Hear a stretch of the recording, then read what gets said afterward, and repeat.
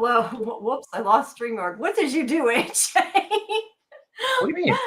No, What that the logo was that big. It looked really, really bad. I worked with what I had.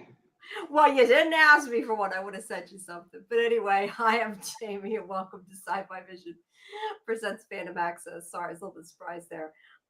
Today's April 22nd, and we got a pretty big show for you today. We have Doctor Who, and then the Wheel of Time finale, and then Surreal Estate, and then Daredevil Born Again. But if you haven't, please make sure that you subscribe to the channel and like the video, and make sure that you join our Discord so that you can find schedules for all this stuff, and also to join our watch parties. We have on obviously this show on Tuesdays, but then on Thursdays at 8 p.m. Eastern, we have our Last of Us review, and at 11 o'clock on Thursdays, we have Towards Zero, and soon will be other things once Towards Zero is done. And then we have a watch party Sunday night when I'm thinking it's Thursday, Sunday night when Last of Us drops at 9 p.m. Eastern. And that's all on that Discord. So please do that. Make sure you join, and make sure you check out our other stuff that is on YouTube. All right. Well, hi, guys. Good evening. I tried to fix Karen's muted. Yeah, Karen's still muted. Oh, well. Well, let me ask you then, AJ, why we're waiting, because I know Karen did not agree with a lot of what I thought on this Doctor Who episode. Excuse me. What did you think of the episode? I had a lot of feelings about this episode. I really, I've come into Doctor Who late. I've been watching the classics. Last season was my first time discussing Doctor Who with you guys. I really, and I love Shooty. I really want to like it, but they're making it kind of hard. I'll tell you one thing I am not on board with. Last season, it was kind of fun with Miss Flood. It was here and there. She was showing up all the time, but she broke the fourth wall like twice. Now she's breaking the fourth wall every episode. Which actually, I want to bring this up right now. Miss Flood says this limited run ends May 24th, which doesn't make sense. That means they're dropping 2 episodes? No. She's saying the end of the Doctor and stuff is May 24th, because that's the date he can't get past. That has nothing to do with the show. That's like in show, because that's the date that he went with Belinda. Remember how he can't get past was it? date? Because, that's interesting, because the next to last episode of the season is on May 24th. Well, they probably scheduled it to air that way to make you think that, but that's why she's talking in show. I don't know. See, I like this episode even better than the first one, and I think overall, I thought it seemed like the internet had a positive outlook on it. I guess you guys didn't like as much as I did. I mean, there are pieces of it that are a little silly, but I didn't mind that. I thought it was a fun episode. It had so many freaking Easter eggs. You could go on for a long time about it. And okay, I didn't love the fact that necessarily that he was a god. But at the same time, I kind of like the continuity, because they're bringing back, something we've seen before, and that they're trying to connect them. I also like the reveal of the whole giggle. I thought was pretty cool. But did it have to be a god? No. But I mean, other than maybe that part of it, I liked the episode. I thought it was fun. I thought it was funny and fun. But I don't know where. I mean, it's fun, and so I liked. I thought it was fun when they went into the movie, and they meet the Whovians, and I love the fact that everybody's like, "What's your favorite episode?" They're all like, "Blink." He's like, "Not this not when I did this." They're like, "No, Blink," which is funny because Blink is a very popular episode. It's the first one that introduced the Weeping Angels. It's one of the all-time great episodes of New Who, of the modern Who, which is really ironic, considering the fact that the Doctor and the companion and who was it? It was what's her face?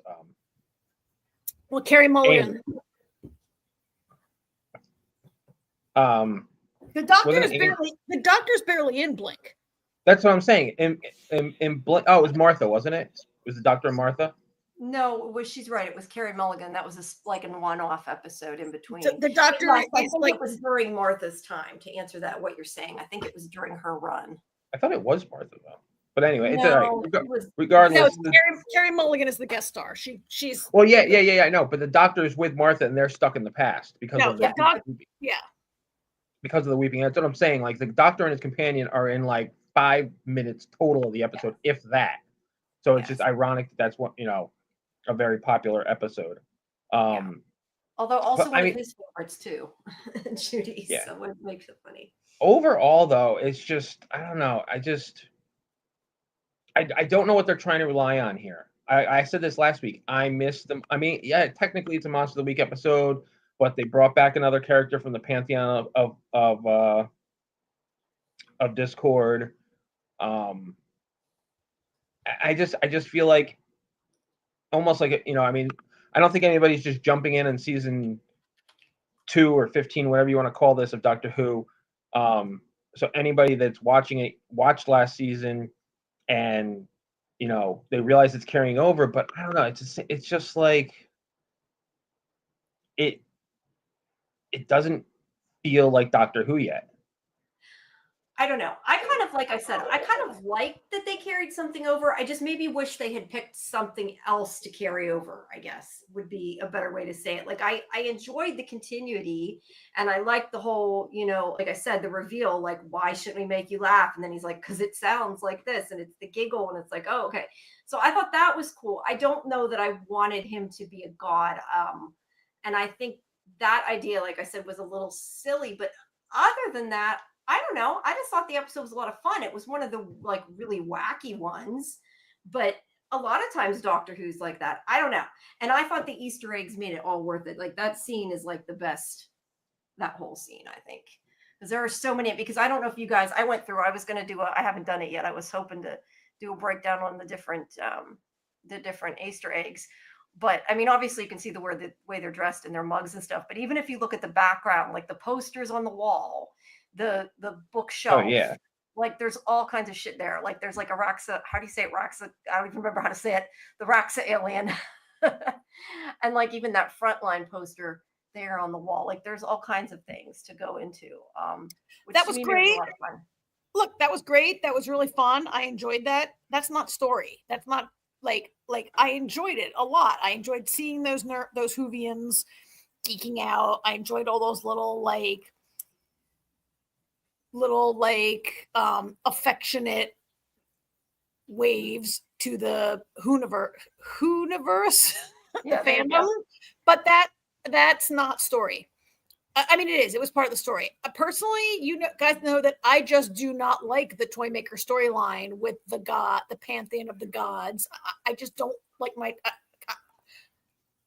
I like my Doctor Who going around the universe and meeting aliens.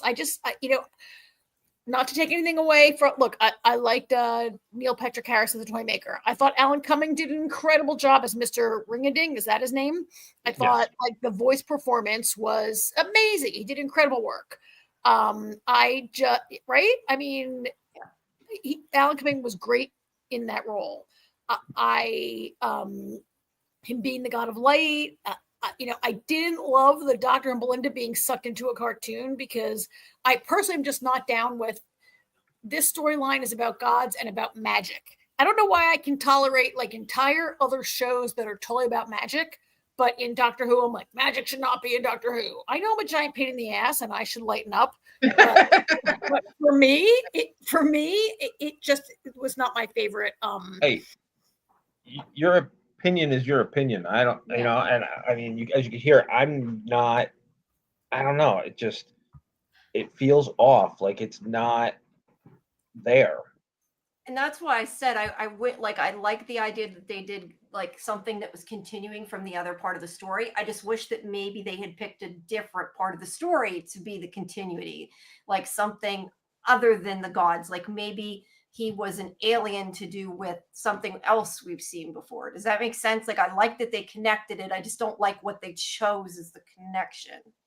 If that makes sense. No, I don't really get what you're talking about. You don't like that? I like that they used continuity in the show. I like that they took What do you something mean? from season one. You That mean you like that there's an ongoing story arc? Yes, I like that they pulled a character from the giggle or from last season, whatever you want to call it. I like that they pulled an element from that. I just wish that they had pulled a different element from a different episode. Like a Zygon or a Cyberman or something? Yeah, well, Cyberman's kind of all the time. But yeah, but I mean, like maybe there's, you know, a one-off episode or something they had. I'm just saying, like, I like that they connected. I like the through line. I just wish they had gone with something different as the through line. I guess, you know, as far as being another member of the Pantheon, I think it's too soon maybe, because the Pantheon has been sprinkled throughout 60 years of Doctor Who. It's never been a consistent thing, you know? I mean, yeah, we had a little, you know, I mean, obviously we got it in the giggle, but prior to that, I think it was like I want to say, if I remember correctly, I read something about it recently. I think the 9th Doctor was the last one, you know, and now it's just like nothing but ever since the giggle. That's fair.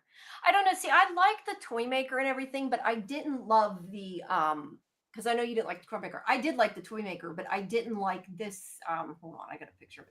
This I love the toy maker. Sutek. I could have done without that. And look, the Maestro was okay. I don't know, it was my favorite, but like out of the three, I like Neil Patrick Harris. So like that's what I'm saying. Like there was too much of that. Like I wish they would have latched on to a different story, I guess. But I don't know why it needs to latch on to anything. Well, that's what I'm saying. I'm saying I like that they pulled something from before. I just think that they could have pulled something that was better, that was from a different season. It didn't even have to be recent. It could have been something from the 10th Doctor or something. Right. Or the 11th Doctor. I personally thought that, you know, once we were done with the Sutek storyline, that was the end of it for now. And then this season seems to be like we haven't advanced. That's fair.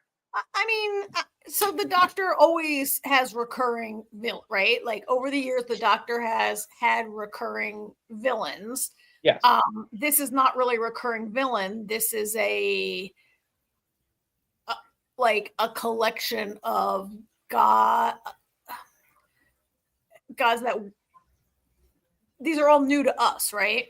I mean, it's a little bit like in Wheel of Time, like getting a new Forsaken every now and then, right?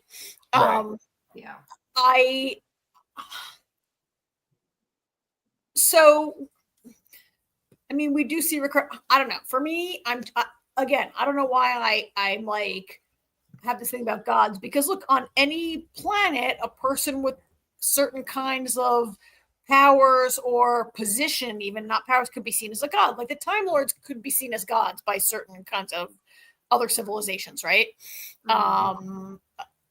Or any kind of alien that came to Earth would be seen as a god. Like there are people who believe, like the Aztecs, like the aliens came and visited them, and their whole like way of thinking, right? So I don't know why I'm stuck on this. That I guess because they're playing them really as gods with a level of power that you don't like when they give, I think, a villain too much power to begin with. Yes, you I never do, right? On any show. Yeah, I hate an overpowered villain, and like you do that on every show, though, not just this. So people know like, you always hate that. To be fair, I always hate I hate an overpowered villain. But and to be fair, Doctor Who is often outgunned, but the Doctor's greatest weapon is his mind, and he always outthinks the situation. Right? Yeah, that's the Doctor's greatest gift. Yeah. So let me ask you, aside from the whole God part of it, did you like the way that they did, like using them going into a cartoon, and that it was like this, you know, cartoon creature from the moonlight, like that part of the storyline? Because that's what I'm saying. I enjoyed that part. I thought it was funny, and I think the way they blended the animation with the live action, I was kind of worried how they were going to do that. But I think it worked. It was a little silly at times, like them trying to break out of the frame. But at the same time, to me, it was kind of like a fun silly. If you kind of leave out the Pantheon stuff. I mean, it was better than the Maestro. Remember the Maestro when they had those ridiculous musical notes on the screen, and I was like losing my mind about how much I hated that episode. So, like, this is better. Like, if we're gonna have this kind of like using an art form or using culture to defeat some of these gods, I prefer, the other double whammy for me is, you guys know, animation is not my famous form of visual media either. I don't really watch animated movies or cartoons. I especially hate most like Archer and all that stuff, right? So animation is going to be a hard sell for me anyway. I mean, if they had it in a dream sequence, I would have smashed my television watching this. I mean, I agree, it was a little silly getting sucked into the film strip, the whatever it's called, a movie, and it defies a little bit of but we've seen the Doctor trapped in other kinds of bizarro environments, right? So I mean, being made two-dimensional was a little but okay, so actually the main thing I objected to, I think a thing that they were doing was like when the Doctor and Belinda are trapped in the cells of the movie film, and they find that by sharing, they're two-dimensional, but by sharing their deepest like feelings and fears and thoughts or whatever, they become more three-dimensional and they're able to bust out a little, right? And like I kind of get what they were doing there. I think I texted like you that they had more depth. It was a little lame, but it was funny. They literally had more depth. Yeah. It was a pun that worked. I mean, I do think generally the dialogue worked way better in this episode than it did last week. As much as I did kind of enjoy last week. I think I texted you guys one of the things that I was really I told you last week I was really looking forward to seeing a season of a reluctant companion who really didn't want to be along for this ride and was kind of stuck with the Doctor. And I'm afraid they might have rushed their development through this episode. There's a point late in the episode where the Doctor's like, "Do you trust me?" And Belinda's like, and he's like, "Do you trust me?" She's like, "Oh yes, I trust you 100%. I totally trust you." And like by the end of the episode, I think I was a little worried that by the episode, is she 100% converted now? Is she going to be like I hope they're not going to. I hope they're home. I hope they're not going to rush that too much. I really was looking forward to. It would be a real twist to have a reluctant companion. We haven't seen that in a while, in recent memory at all, right? Yeah. Yeah, no, I agree. I feel like it was too soon. But I will say this though, that's actually something that's like a Doctor thing though. Like there's numerous times where and usually a lot of times early on in their tenure, the Doctor will say to his companion, like he'll do that type of thing where he reaches out and he's like, "Do you trust me?" And they like think about it for a minute and they're like, and it's like they don't even have a reason, but they say yes. But with her, I feel like it was too soon because of how they started out. Yeah. I feel like it should have been further down the road for her to trust him. Just because she trusts him doesn't necessarily mean she still wants to fly around the universe with him. At least that's what I'm guessing, and I don't know. Right, but she's known the Doctor for all of 2 days. Last week she said you're dangerous, you get people killed, and this week she's like, "I totally trust you." Yeah. Yeah, but I'm hoping I'm just saying it's too soon. I trust you, but I want to leave. I hope it doesn't completely disappear. I agree with you. Like I said, it's a Doctor thing where people kind of trust him for no reason. But and given the way they started, I wish she had been a little more hesitant. Well, to be fair, how many episodes are we getting this year? 8, 10. So we might be 20 to 25% through the season already. So I get it that maybe they don't want to drag it too much. People would be like, most of the fan base might be like, "Come on, we need a better relationship with," like, just because I and AJ want to see more of that. 8 episodes, yeah. Reluctance. I mean, we're now 25% through, so maybe I get that.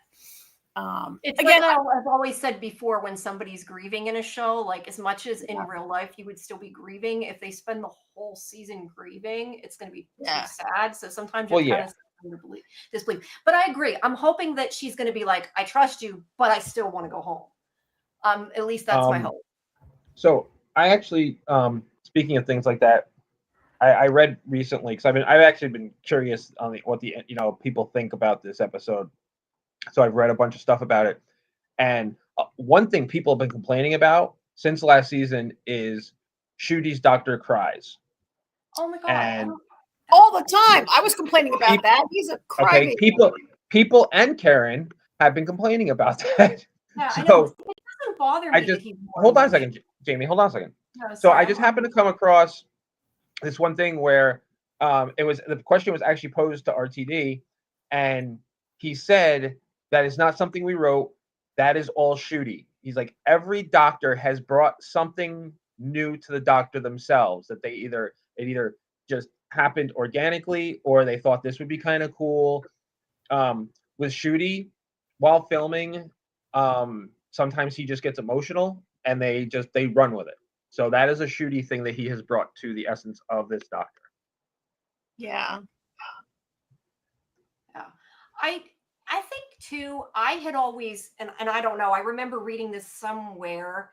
I think I'm trying to remember where, it was a while ago, but I remember what they sort of said at the beginning. And if maybe then this wasn't intentional, but at least this must have been somebody's theory then, because I thought somebody had said it, but they had suggested that, like, since he's bi-generated and split off from the 10th doctor, well, he's not the 10th doctor, whatever you want to call him, the 14th doctor, that the 14th doctor was like the fun, crazy side.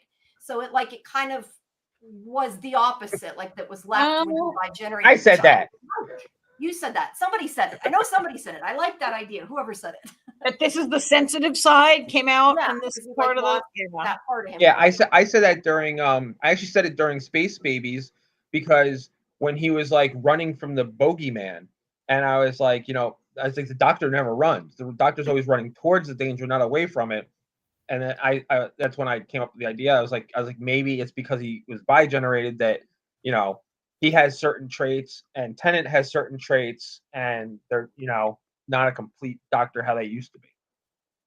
Yeah. Okay. Well, then you're smart. It's you that said it. Yeah. Whether or not that's their intent, I don't. It makes sense though. But let me ask. That was the other thing I wanted to ask you guys about. What did you think about? I'm trying to find the pictures. I'm talking to you. Wait! Don't move! Before you move, can I just say? No, go ahead. How much the hair and the costumes are amazing in this episode, right? I knew Karen was going to mention that. I don't know how they kept Belinda's hair like that. That was the wig, probably right? A wig, I'm guessing.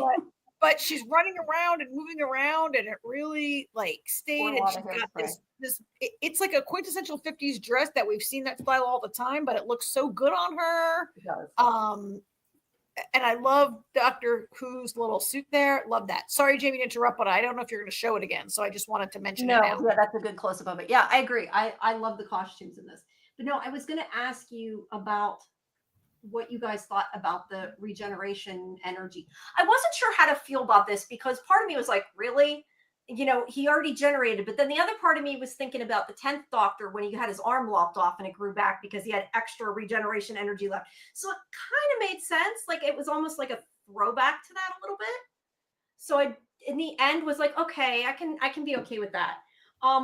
But more so than even him just regenerating his healing, I liked how they took the idea that he wanted that energy from the doctor, and like that was what was going to, I mean, obviously in the end they used the sunlight, but that at first it was this light force he was sort of sucking out of him.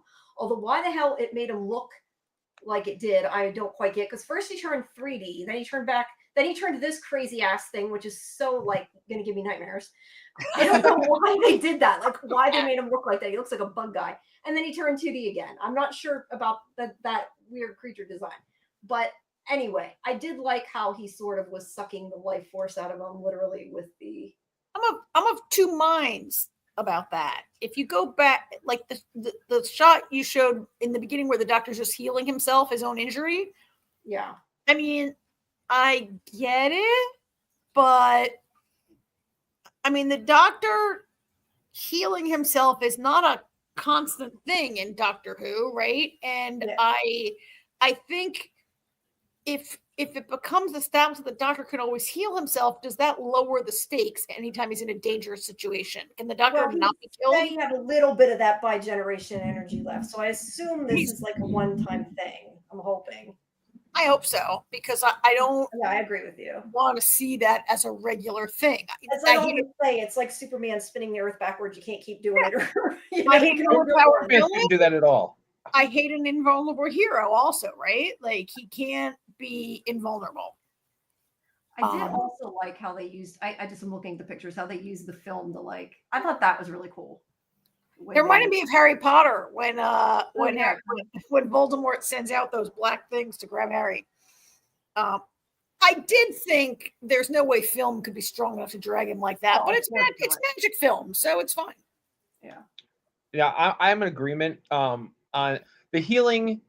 They've always kind of played fast and loose with. I mean, it's Doctor Who. Doctor Who plays fast and loose with a lot of stuff. They kind of use stuff when they need it, and then forget about it at other times because they don't want to make him able to heal himself whenever. It's not the first time we've seen the Doctor heal himself in some way, shape, or form over the years, but it's never a constant. So I was okay with that. I thought that was kind of neat that that was Lux's whole thing was taking the Doctor's regeneration energy. Well, he wanted light. It's because it was light, right? He wanted to absorb light. And we're not going to see any type of regeneration again until the end of Shudi's run. Oh, by the way, look at Doctor Who's awesome shoes throughout this episode also. I love those shoes. And I have a pair like that, but mine are black with white. Yeah, like leather saddle shoes. Yeah. I love those shoes. Saddle shoes are awesome. Jamie, could you go back like 2 shots to that animation of Mr. Ring-a-Ding? Yeah, I'm not in order though. So you saying 2 shots, I gotta find it. Hold on. Oh, yes. So, I said to you guys that as you guys know, I'm not the hugest fan of animation as an art form, but I thought the animation was really good in this episode. I like the way they made him look. If you've ever seen old timey cartoons, like, how like the original Mickey Mouse has those long skinny arms and legs. Have compared actually those shots to Mickey Mouse. It seems like they were inspired by the one Mickey Mouse cartoon when they, at least from what I've seen, there's like some shots that people compared the way they drew him and stuff. I mean, I think it's kind of an overall style of the time, maybe. Like it might be, I don't know. Yeah. A lot of animation. I mean, if you look at old cartoons, maybe I see something like that. But I also look how well it's done. Like he has stepped out of the frame and he's on the stage, and we've got a mix here. But the way the shadow is behind him, like they just did such a good job of making this 2-dimensional animated part really, for me, pop. As though, I mean, I can be like, oh, cartoon coming to life. Do I like that? Do I not like that? I don't know, but they did a great, look at that, right? They did a great job. The animation house, who I should look up their name and give them credit, really did a nice job here, I thought. And I feel like even though it was a cartoon character, they did and I think it's also partially Alan Cumming, did a good job of like making him be a villain, even though he's a cartoon character, like he felt real. Yeah.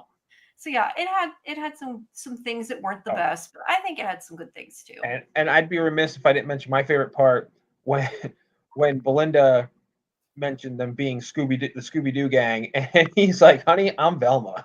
Oh yeah, yeah. He's like, yeah, I think it was right there. Actually, that clip right there. Theater, we gotta go in. Yeah. I know what I was gonna say because I meant to mention it. I'm surprised Karen didn't, because usually we talk about this. I really liked how they tied in and made it feel real of how they would be treated, or tried to make it feel real of how they would be treated back then. I mean, I don't know. They probably would have talked less to them. So I don't know how it wasn't 100% realistic, but I like that they tried to, bring in segregation and sort of put, because we talked before about like with the 13th Doctor, how she got treated as being a woman. So I like kind of how they brought in with them being of color, how they tried to actually, like I said, I don't know they did it perfectly, but I like that they at least put some of that in there and tried. I mean, this is well-worn territory for Doctor Who. Yeah. Doctor Who has many times gone back to a period of segregation, right? I think the 13th Doctor, when they met Rosa Parks, that episode did it. Oh, that was awesome episode. That was incredible. They did a really good job there. I mean, I thought they skimmed over it a bit. This episode was jam-packed and they couldn't get into everything. And this was not like a very special racism episode. I get that.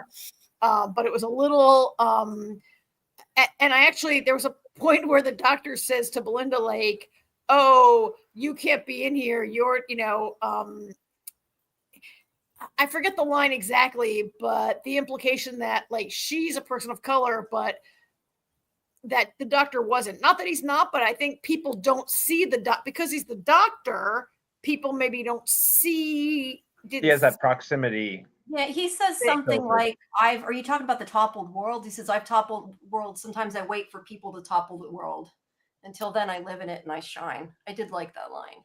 Yeah, I didn't love that line because, okay, so I'm a white person and have never had to live with that kind of discrimination, but I took it like I wait and I shine, live with and I shine. I took it to be like, oh, like the way that people of color have had to like choke it down and just do better and excel to even get halfway to where I can get, right? I took it to be a little bit like, but it's interesting. I think that here's the thing. The Doctor, the whole thing of Doctor Who is that he can't change time. He can't change like certain things. And the Doctor can't really like racism and Jim Crow and segregation in the United States is a historical fact that Doctor Who can't kind of change in their stories.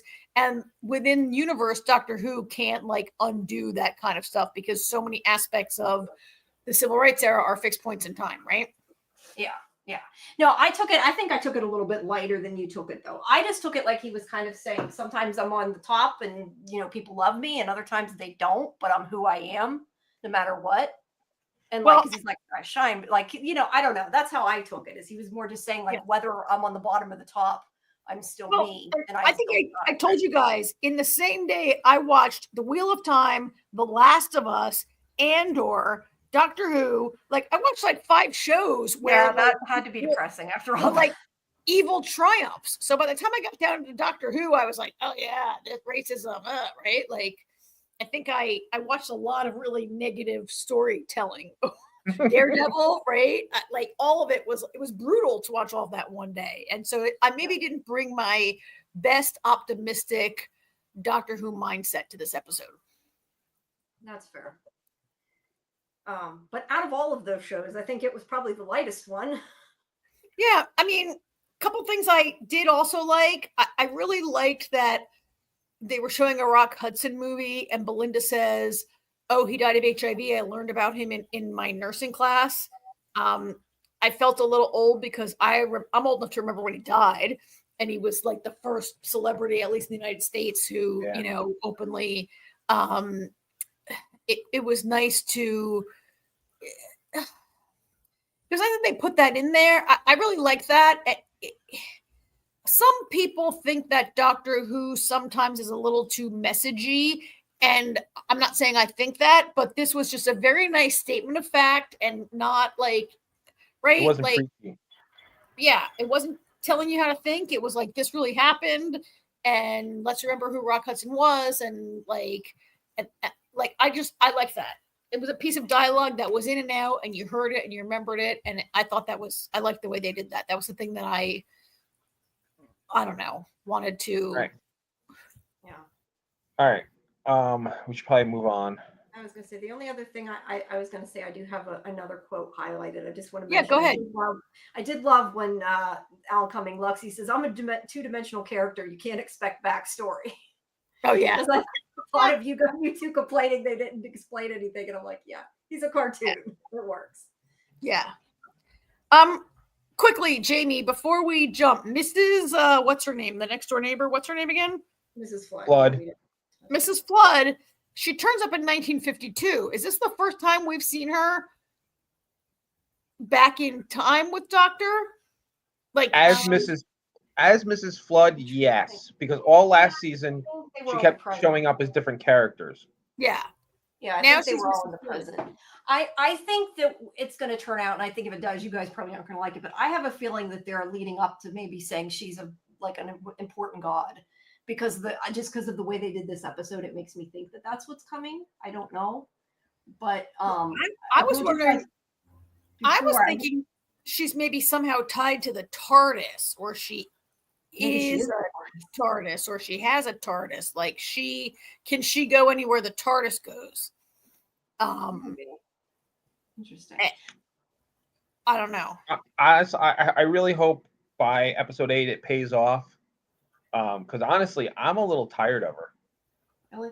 See, I know that people theorize different things. I told you guys before that a lot of people said a lot of times she's dressed like the different companions, and that they think it has something to do with the companions. But I don't know. I thought after this episode, hopefully it pays off. And it's here for the entirety of the season. So I hear you, AJ. There are sometimes puzzle box shows that have a little side mystery that is a distraction and not really relevant, and you get no answer or a lame answer by the end of it, right? And I hope she's not just a recurring joke, or if she is, could we just clear that up and move on from it and not have a I hear you, AJ. I think we'd all like to know what the thing is with her and have it not just be a little wink kind of thing that they're throwing in there. Yeah. They're probably not. I don't know that these writers are those people that would do that, right? I think there's supposed to be something going on from what's no, there's definitely something going on with her. But I was going to say, if you do go by the whole companion thing, that's kind of the theory floating around, that does kind of remind me of Clara's diner. The wrong color, but kind of reminds me of the style of her 50s. Yeah, but that's because diners are 50s. Yeah, no, I know. All right. So the only other thing I was just going to say, I don't know if we don't got to go into everything, but there were, like I said, there were so many different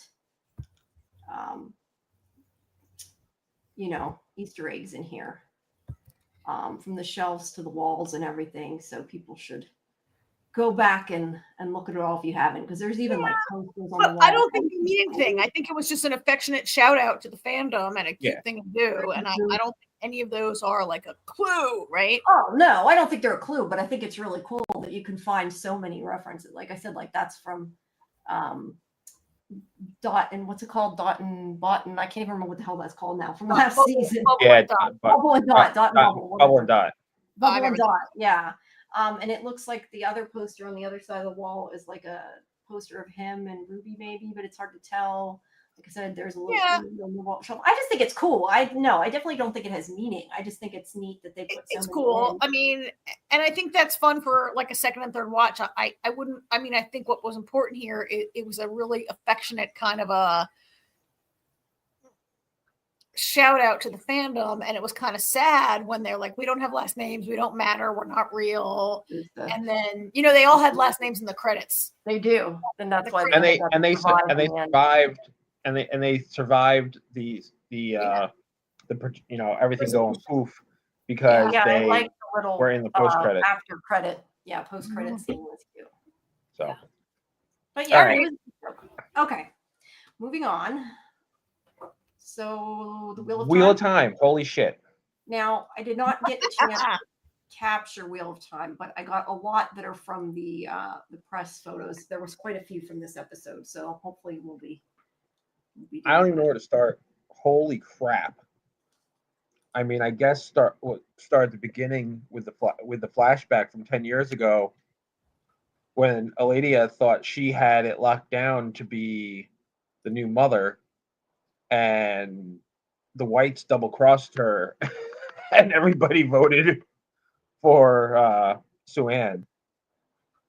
Yeah, she was not a happy camper. I thought that was a nice, quick little, hey, so this is what happened. This is why there's animosity. This is what went down. I thought that was really a nice, quick little. Yeah, I think it really explained everything she has said and done since she joined the show, right? In episode 2 or whatever of this season. Yeah. And you really, really see how like, does she really? You really see how she's angry and wants power, and she's been planning her revenge for like 30 years, 100 years. I don't know. They don't age, right? It said it was 10 years. It said it was 10 years ago that happened. And she's been angry, and she really just thinks that she was cheated, and she's getting that seat back, right? But the flashback was pretty. That was a good flashback. A lot of flashbacks are dumb. That flashback paid off. Yeah. Yeah. Especially considering what happened later. Yeah. Oh yeah.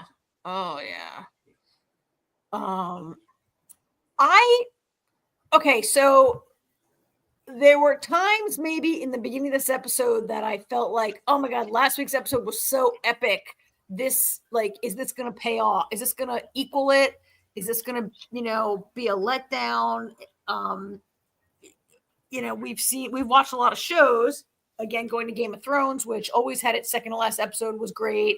A lot of Walking Dead had a major death in the second to last episode. And there were, in the beginning, I was like, oh, is this gonna, and then by the end of it, I was like, holy crap, this episode is awesome also, right? Yeah. There was a lot of action. There were some really shocking moments where I thought somebody might be dead, and then they weren't, and then they were. And then Nynaeve, right? Like I texted you guys, Nynaeve is so useless. And then you probably I know. I was thinking that when this happened, I'm like, well, they're not going to kill her. But then I'm like, well, that must be Karen must mean because she, Leandrin took the stuff away was from her. funny. And then I'm like, oh, Karen was wrong. After if I had waited 95 seconds, right? I would have had a different definitely was. Well, it was funny when Nynaeve found the collar. I was like, oh, that was nice of her to find the collar for Leandrin, because I knew where it was going to go. I knew Leandrin was going to take it from her. Yeah, we kind of figured that. But I'm sorry. Almost dying shouldn't have taken that for her to finally snap out of it and use her fucking powers. I don't know. She can control them now. That's my other question, because I think it does, but it wasn't 100% clear, because all we saw was her save herself, and then we didn't see her use them again. Well, I mean, she parted the seas, and then she put it back together. Then she put it back together, willingly, And now, let me ask you guys a question: was it supposed to play like this, or do you think it was just the way they shot it? But was it just me, or was she breathing underwater? Because she was down there for a minute. For a little bit, but I don't know whether she was supposed to be or not. But it seems. I think we were supposed to think she was dead. I think she was at the last minutes of being about to die, and I did want to ask you guys how you feel about when she's at her last moment of death. She thinks about her daughter. That I get, but that she relives her advice to her daughter, her fake daughter, and that's what brings her back. I mean, I guess they were paying off all that daughter stuff that we've been seeing for the season. Yeah. I don't know. Which supposedly what put her into this funk to begin with. Yeah. I mean, that's when she comes out of the gates is when she can't use magic anymore, right? Because she's so depressed about her daughter. I'm not really sure. I get why the threat to her life finally unbound her. I'm not sure I really got that moment of remembrance of the dog of that. I'm not sure. To me, that really. I can simplify it. Yeah. Thank God it's over. How about that? I did feel a little gypped that it all happens just after Leandrin gets away, and that Nynaeve comes out of the water supremely powerful, and she doesn't chase after Leandrin. We get her on a boat going home or whatever with her friends, right? I'm like, wait, so Leandrin just got away with all the jewelry, and you're like, I don't even know where they're going on that boat at the end of the day. Where are they going? Home. Why? I agree with you. I kind of wondered. I mean, Leandrin's, but by the time she gets out of there, Leandrin's already had time to get away. I guess.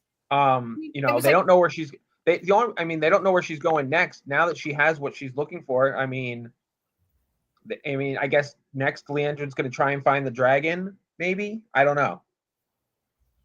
Yeah, maybe she figured she could head her off since she couldn't stop her. I mean, now that, you know, I mean, think about it. Now, I mean, their only choice is to go home, go join up with Rand and try and protect him. Maybe, I don't know. I guess. I understand that you follow the books. I just felt like you're the most powerful channeler in 1,000 years. You are actually more powerful than Leandrin. You've just been like sort of unleashed. And do you even like, I mean, Leandrin's only like, it's only been like 2 minutes that she walked away down the street. You don't even try to find her. I don't know. I guess I get what you're saying. I guess I was so like amped up from that scene that I was like, yeah, let's go get that bitch. And then it doesn't happen, right? Yeah. It was pretty, I think we're all glad to see Nynaeve finally come back into her power, right? This like Nynaeve, like I said, thank God it's over. Right? Yeah. She's useless. She's afraid. She's whatever, has been played out long enough. It's nice to see her. And the parting of the Red Sea was pretty cool. Yeah. Too bad nobody was around to see it. It's like there were no bystanders. There was nobody. That's funny. It was a deserted street when she like parted the ocean or the harbor or whatever. But I'm glad they had a photo of it, Jamie. I mean, they sometimes do only have a couple photos, and they do have a big set piece like that. Yeah.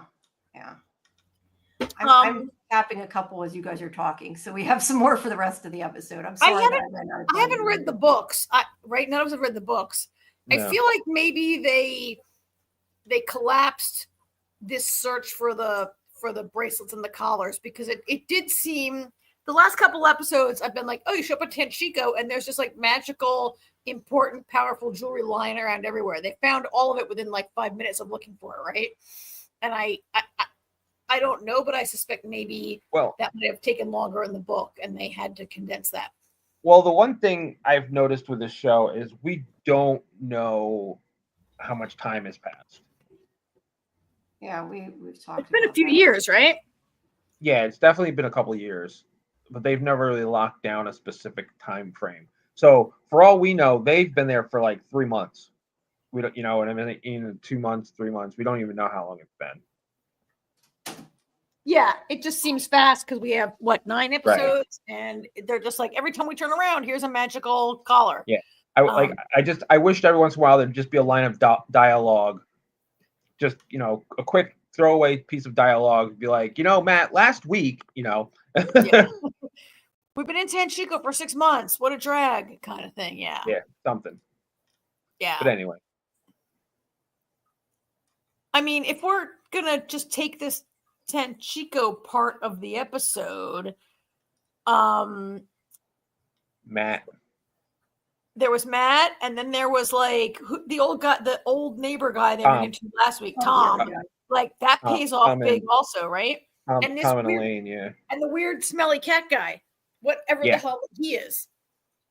I'm not sure I understood all of that. How did you go? Please. He's like I mean, I don't know where he got pulled into in that shimmer, but Eaglefin, that was his character's name. Eaglefin. Eaglefin. Eaglefin. Oh. He asks Matt what he wants, and Matt's of course sarcastic. Uh-huh. And it just keeps asking him. He's like, "I can grant anything you want. What do you want?" And everything. And he's like, "I just want to get out of here." And Eaglefin's like, "Ha!" He's like, "You're such an idiot." He's like, you didn't set it. You asked for something without setting a price. Now he's like, "I will grant your wish, but you're gonna pay the price." And Matt's like, "Wait, what's the price?" The guy's like, "Ha ha ha! You'll find out." Which turns out to be Min's vision of him hanging. The thing is, what I enjoyed out of all of that is that her vision did come true, but he didn't die. Like all she ever saw when the vision was him hanging. She never saw him die. So her vision came true. Right. So. But that's the second time her vision, she interpreted it as, remember she interpreted that Matt was going to kill Rand? Right. And in the end, like Matt stabs Rand and Elaine heals him. Like that's the second time. I feel like Min maybe has a tendency or a flaw where she interprets the vision. She's like, I saw you die. No, you saw him hanging. You saw him kill Rand. No, you saw him stab Rand, right? Maybe she will learn not to interpret make and an just say what assumption you see. about what Yeah. she has seen. Yeah, just say what you see, not what you think is happening. But actually, Matt says a couple things that he would like.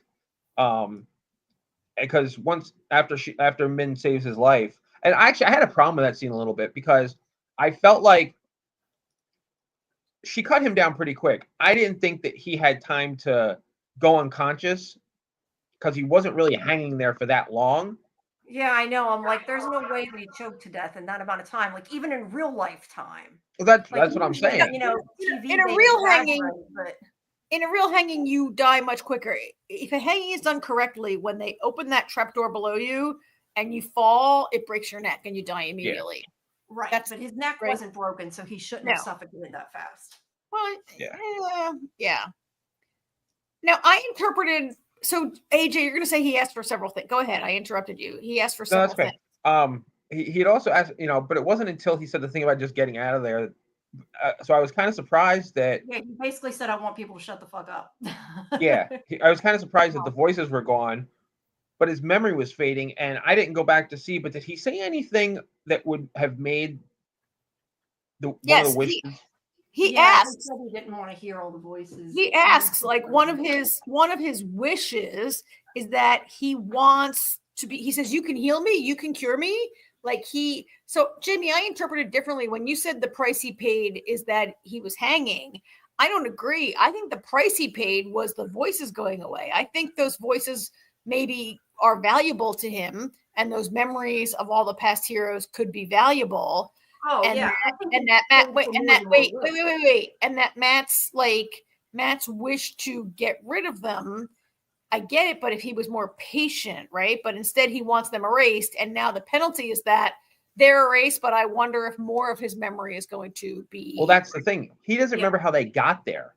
Yeah. Yeah, I think he's lost. That's what I'm saying. That's why I was wondering if he said something. Two wishes, though, because he said he wanted the voices to go, and he lost the voices and the memory. And then I think when he said, I want to leave, that's when he hung them. Like, I think they were two different consequences for two different wishes. That's how I took it. I think the price was getting the previous wish. Like, it was never said you get 3 wishes, right? Yeah. No, but I think he granted 2 things and gave him 2 problems. That's how I took it anyway. Because he's like, yeah, I'll send you out of here, but and then like he hung. I took it that his final wish, the price, was the previous wish, and that it's that be careful what you wish for. Like he wished for his memory to go. Oh yeah, away. this cat person, this dude's a djinn through and through. Yeah, it's a total monkey's paw situation where the parents wish for the son to come back and they get a corpse, right? Matt wishes for his memories to be gone. Well, guess what? You might have no short-term memory either. Right. Yeah. And now they focused on the necklace towards the end there too. That cat thing is wearing a necklace. Yeah. Yeah. What was up with? I'm trying to see if there's a good picture. No, Matt had a cat. Matt had a necklace. Yeah. Yeah, when they focused in on him at the end there. What was that supposed to be? That he gave that to him, or that had something? I don't know. That's what I couldn't figure out. I was a little confused by that. Yeah. Like I'm wondering if Matt takes it off. Maybe everything's back to him. Maybe. Oh, maybe they put that on him. No, I would assume that. I'm worse with names than you guys ever are. But what the hell's her name? The Aes Sedai that took over. Help me here. The one that took over Emily's seat. I'm looking up her name and I'm like, where's it at? Aledia? You said the Aes Sedai that took over, Aledia? Yeah. Aleda. I think that she I'm assuming from what they said, unless I misunderstood it, isn't this thing what she made? This is what she made an agreement with to become Amlin's seat, right? At the beginning. Yeah, she's sort of like, I mean, she didn't get what she asked for right away, but I assume that's why she's been sick, that was like her payment. oh, I don't know. That's interesting, Jamie. I did not equate her illness with any of this, or that she could be. I mean, we have seen Aes Sedai heal themselves. Like we saw, what's her name, who got shot with like 100 arrows like 2 weeks ago. Maxim's Aes Sedai. Her name is, come on, you just interviewed them, you guys. Maxim and we talked to Max, the one who's Maxim, Alana. Like we saw her be healed multiple times of grievous wounds. And so it's interesting to me now that I think about it that we've not seen Aleda be cured or attempt to cure or wisdom work on her, right? Like if you just have like pneumonia or something, like couldn't they just be like boop, boop, and it's gone? Maybe, but I don't think she wanted to tell anybody something was wrong. And yet, why not? She don't trust anybody because she's evil. I don't know. She's evil. Yes, because she's evil is the main reason. You're right. Yeah. So how obvious was it to you guys when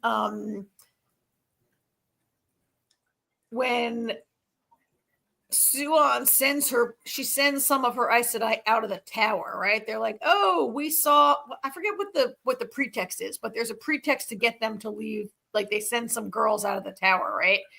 Some women. Yeah, there's a bunch of red Aes Sedai that left, and they were like, "What the hell is she planning? Go find out." And come on, at that moment, we knew there was going to be a vote, right? Like I knew immediately. Oh, they're going to call. She's been calling a vote for the last like 3 weeks. They're definitely going to call the vote and have a majority. I felt. I mean, I saw that coming. I don't know if you guys saw it coming that there'd be a vote. Well, yeah, I mean, I knew it had something to do with it, but which they wanted her out of the. The problematic thing about that scene. I mean, I don't know how. Like, I was like, I'm looking around the room, going, "There's not even 11 of them." Well, there was at one point apparently. Or she they tricked Suan into sending her closest supporters on a wild goose chase, and then they called the vote while they were outside of the building, right? Yeah. It was pretty stupid on Suan's part not to always keep a majority of voters around, right? To not always be sure I have a voting majority in the building. She didn't have that many she could trust. That's why she sent the ones she could trust out. But yeah, that was a bad idea. Yeah, it was a trick, to have her closest supporters so she would lose any type of election. I was a little, I talked to you guys about how I watched so much television in one night that was about like the overthrow of power, the underhanded usurping of power, what's going on in my work life and how I feel about this stuff. And this is one of those scenes where I saw so Aleda calls for a secret vote, right? All the voting party, all the people eligible to vote don't know there's going to be a vote. She calls for a secret vote. She does it while Suan is not there. Suan comes in, she's like, oh, by the way, we voted while you weren't here. We voted to depose you. Oh, and by the way, later they say we actually already secretly voted to put you to death. So whatever, shut up. Right? Like it was insane. Like what happened? Yeah, and that was the thing too that I was like, I'm not sure what the point was other than for her to be like, haha, because first she's like, we're going to steal you or whatever. Like we're going to take all your power, right? Yeah. And they do that. And then she's like, a former shell. I have a picture here somewhere of herself. She's like, she's done. She won, right? And yet then she's like, oh yeah, we're going to kill you. Like she couldn't even just let it go at that point. She had to kill her too. Well, what was interesting about that? Sorry, go ahead, Karen.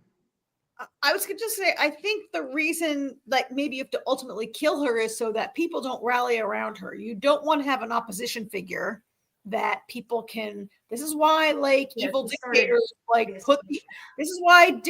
this is why Vladimir Putin throws people out of windows and poisons them with Novichok and, cannot allow any opposition character to live because people will rally around them, right? Sorry, but this is.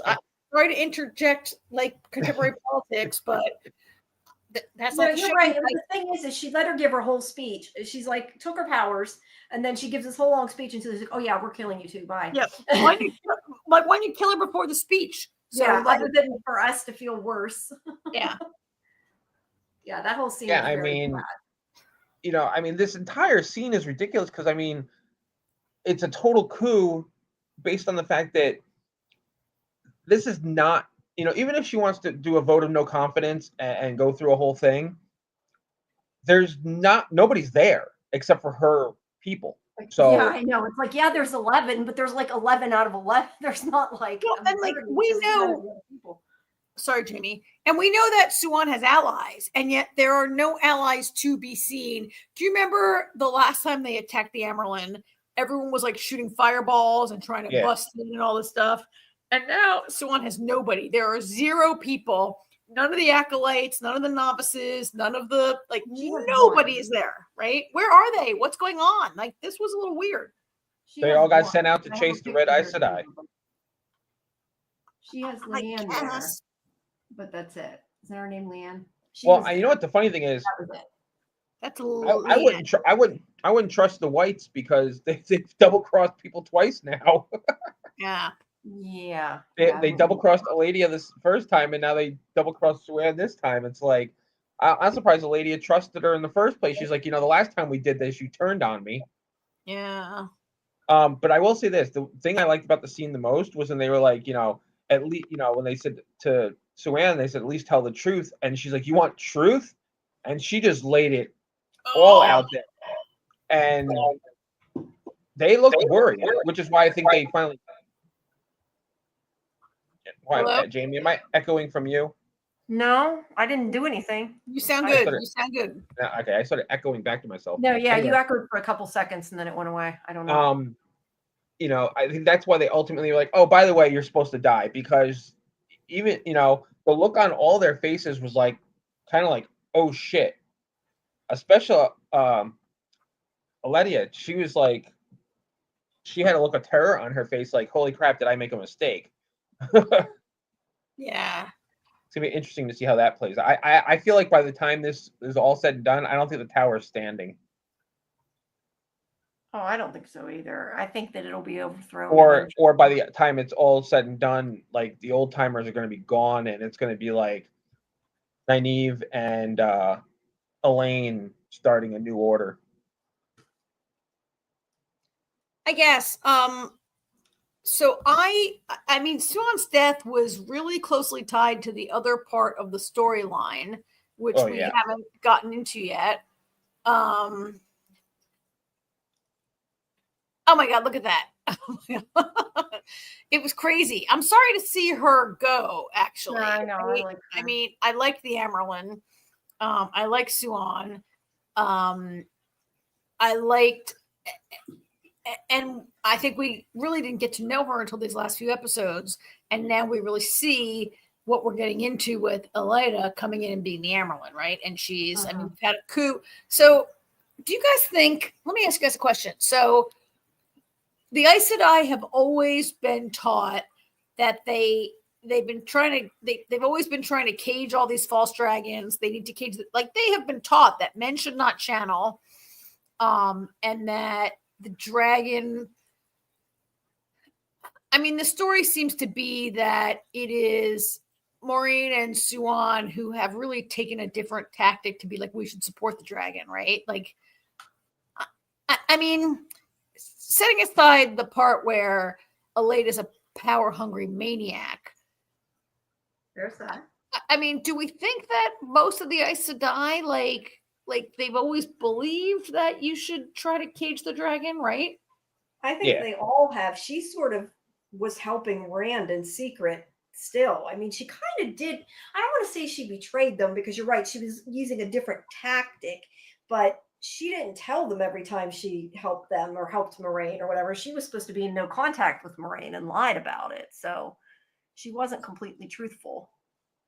And so for when Elaida says, "Oh, Suan's been supporting the dragon," is that a big is that a big betrayal of the Aes Sedai? Like, is it okay? I mean, technically speaking, I would say yes, but for thousands of years they've been playing this game, and they never win. Yeah, and she did what she thought. They never win. Right. She wasn't trying to go against them. She was trying to let's try a different tactic. Why don't we try to make the dragon part of the light? You know? Yeah. And it does seem to be like a lame excuse, like here near the end, Suana's like, oh, guess what? The old Amerlin had a vision right before she died, and only Moiraine and I were there. And she told us to support the dragon. And so we've been doing this secret. It does seem like a little too late and too convenient to be like, if I'm just a random brown or yellow or blue Aes Sedai, right? Be like, oh, how convenient. There was a vision that you never told us about it, right? Yeah. I mean, maybe I can get why some people would be against what she's saying. Yeah. Would not support Suana. I'm not saying I get why you might support Elena because she's obviously crazy. But I could see why they might be suspicious of Suan, right? Yeah. I agree. Oh my God, I can't believe. Go ahead. Oh, I was just saying, over on the other side of the world. Over on the other side. Okay, let's go to the other side of the world. Okay. So I like the way they start out with Samael getting the answer of whether Samael was killed or not, and he was not killed. He was captured, which in and of itself is pretty impressive because I told you guys last week that I was reading an article and there's 13 Forsaken and we've met like 5. And according to this article that I was reading, Samael is like the number 3, like the third strongest, third or fourth strongest Forsaken.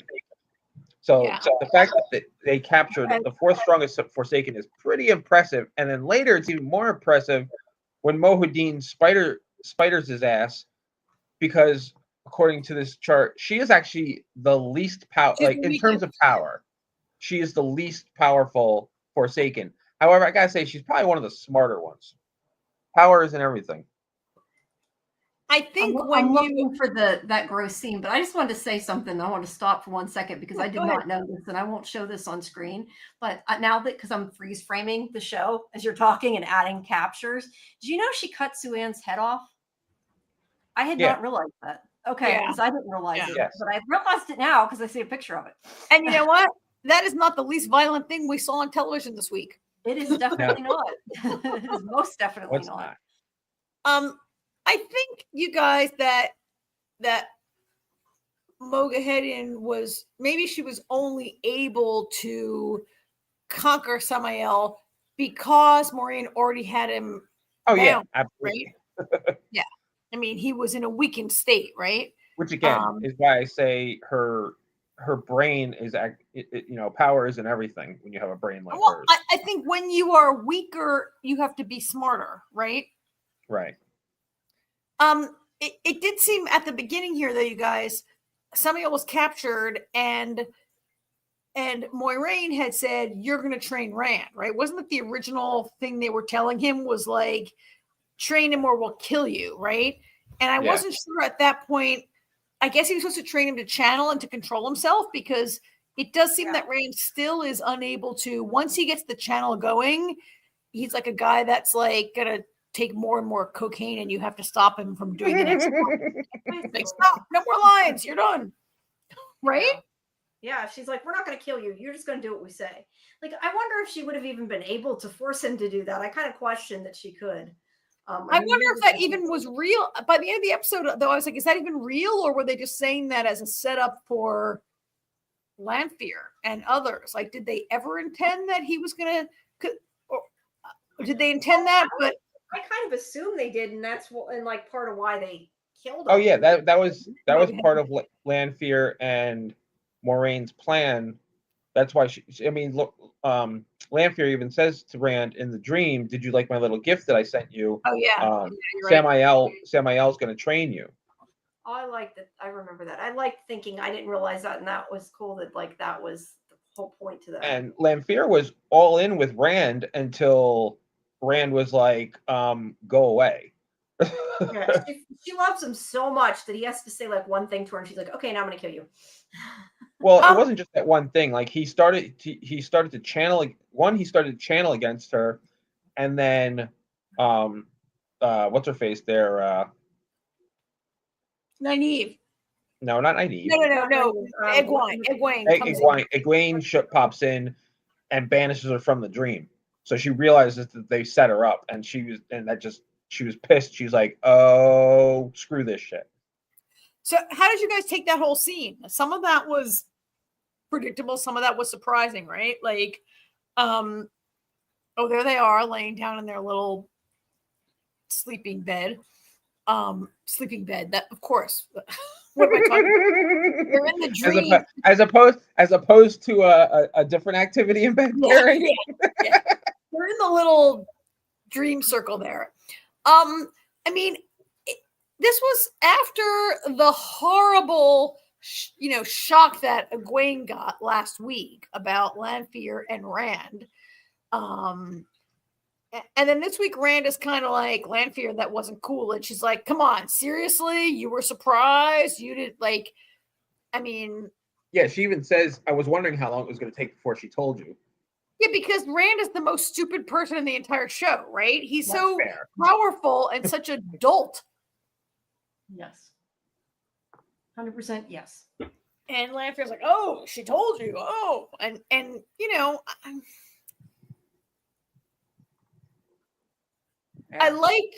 I did like that Rand has drawn a line and Lanfear crossed it. It wasn't always clear. Like even over the last few weeks, where he has said to, like, remember when Lanfear referred to Egwene as like a cow, and he's like, don't call her that. And even as he's like in love with Lanfear, he's always told Lanfear not to mess with Egwene, right? She did anyway. And after last week, it felt like we weren't sure which way he would go. And it was nice to me, I'm critical of Rand, but it was nice to see him kind of do the right thing and be like, oh, Lanfear's crossed the line. You can't do that to Egwene, but also I can clearly see now that she's manipulating me and she's evil. And I'm done. As soon as he found out that she was the one in her dreams and everything, that's when he was like, shit. Yeah. Which is interesting because at its heart, it's like your new girlfriend screwing with your ex-girlfriend, right? Mm-hmm. And oh, let's be honest here. Rand was playing both girlfriends. Yes. He was. That is also true. He was, but he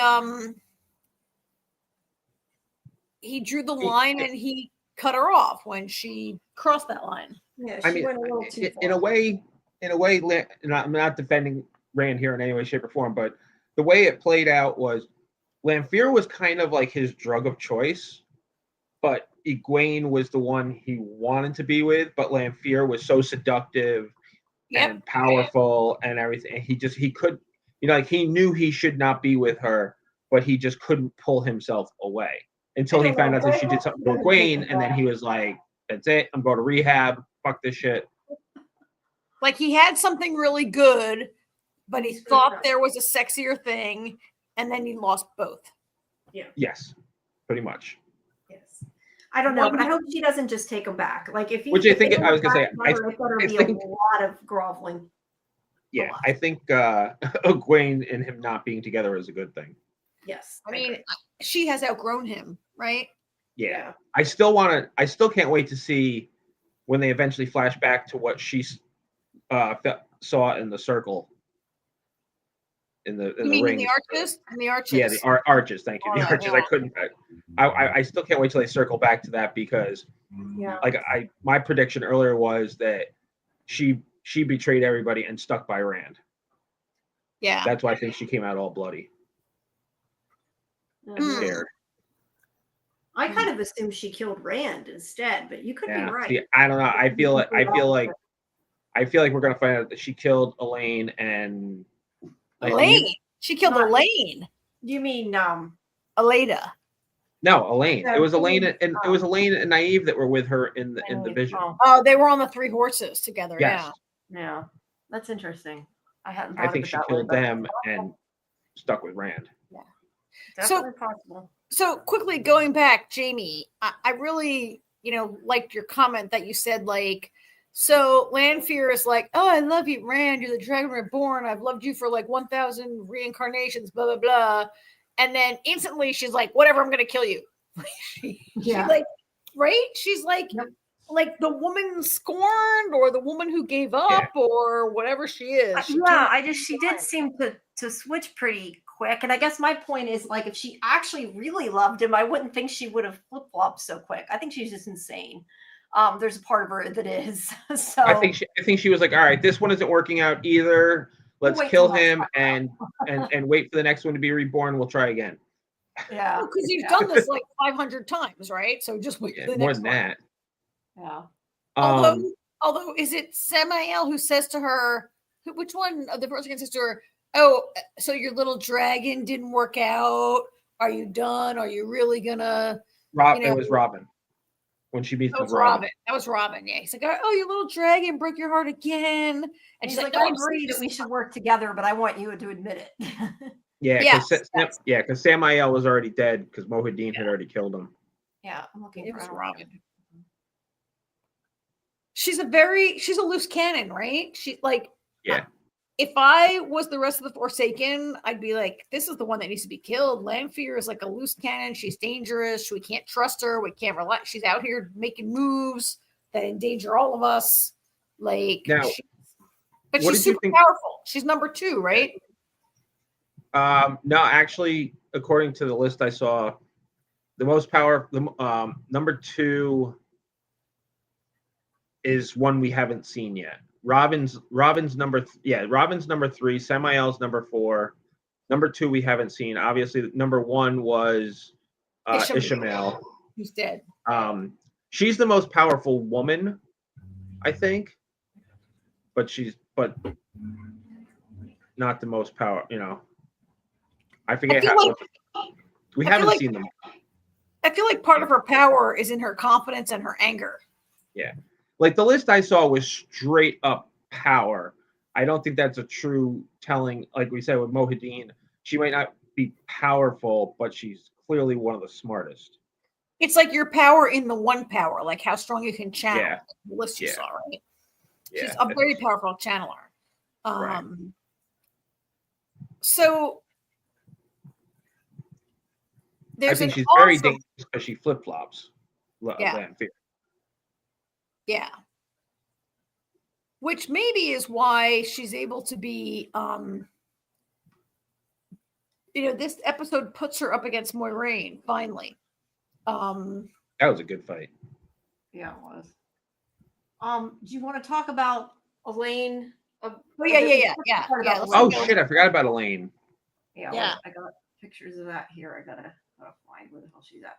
Elaine. No, this guy, I kept thinking it was going to like reveal he was her real father or something. I don't know why I felt like that, but I thought there was the way they played it. I could understand why you thought that, but they've clearly stated who her father was and when he died early on.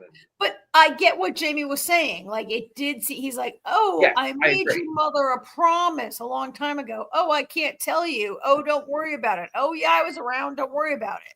They definitely, Jamie, I could see that totally. I thought it for a second also, except I was like, oh, wait, no, her father is they mentioned it, right? Although that could have been a lie. That could have been a lie, what we heard her mother say about her father. I think I forget the Black Aja that they killed. I think she just hit the point when she was like, well, crap, I forgot her mother's name now. Her mother is the queen of whoever. Yeah, no, I just couldn't think of her name. Anyway, her when she called her mother a whore, basically. I think Tom was in town and she was single. Oh yeah, she was sort of I think Tom was just one of her many lovers through the years, and that's how. Yeah. Because obviously, Gabriel has not been around as long as he claims to be. And Tom's like, what are you talking about? Who's Gabriel? Like, there was no Gabriel. That was kind of great, right? Yeah. I thought was kind of great. Yeah, she's definitely going to question that now. Yeah. I like the way they played it. Like, we have seen when he comes into the White Tower, everyone that he's around, he, like, glamours them. He channels them. He does whatever. And it took this person who knew her like in the before times. He knew her before, like years ago, to be like, wait, what are you talking about? I mean, I loved that.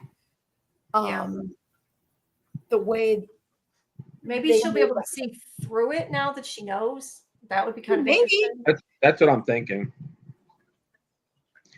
But that scene was really. That's really interesting, you guys. Like, could the glamour be broken because you know it's a glamour? I'm calling it a glamour, which is a vampire thing, right? Yeah. No, that's fine. We know. I don't get a word for it. We know what you mean. I figure. Yeah, the word starts with a C. That they compulsion.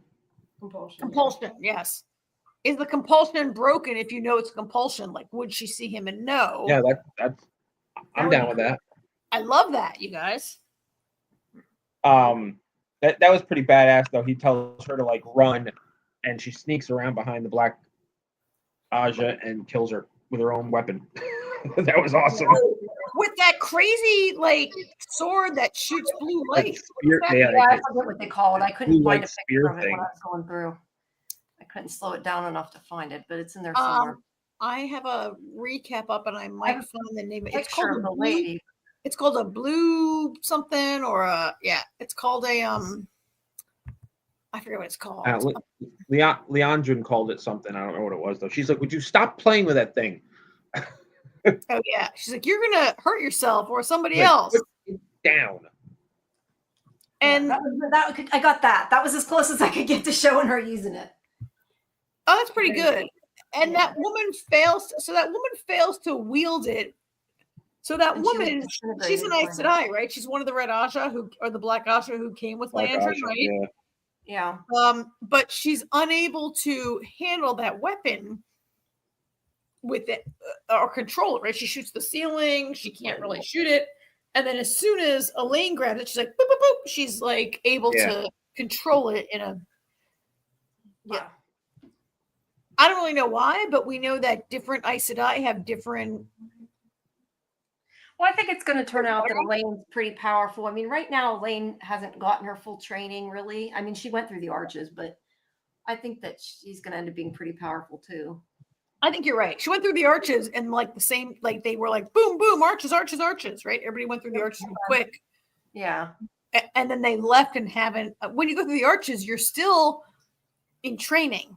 You're still well. They're supposed to be done, I think, once they go through the arches. But she never got. They're called accepted. They're not called Aes Sedai yet. They're called accepted. Oh, they are. Okay, I thought once they. So she's an accepted, but they're not full Aes Sedai yet, right? All of them, all of them. Egwene, Nynaeve, Elaine. They're called accepted. They're accepted because they made it through the rings. They're accepted, and now they're further along. Like there's people that go through the rings or the arches and don't come out.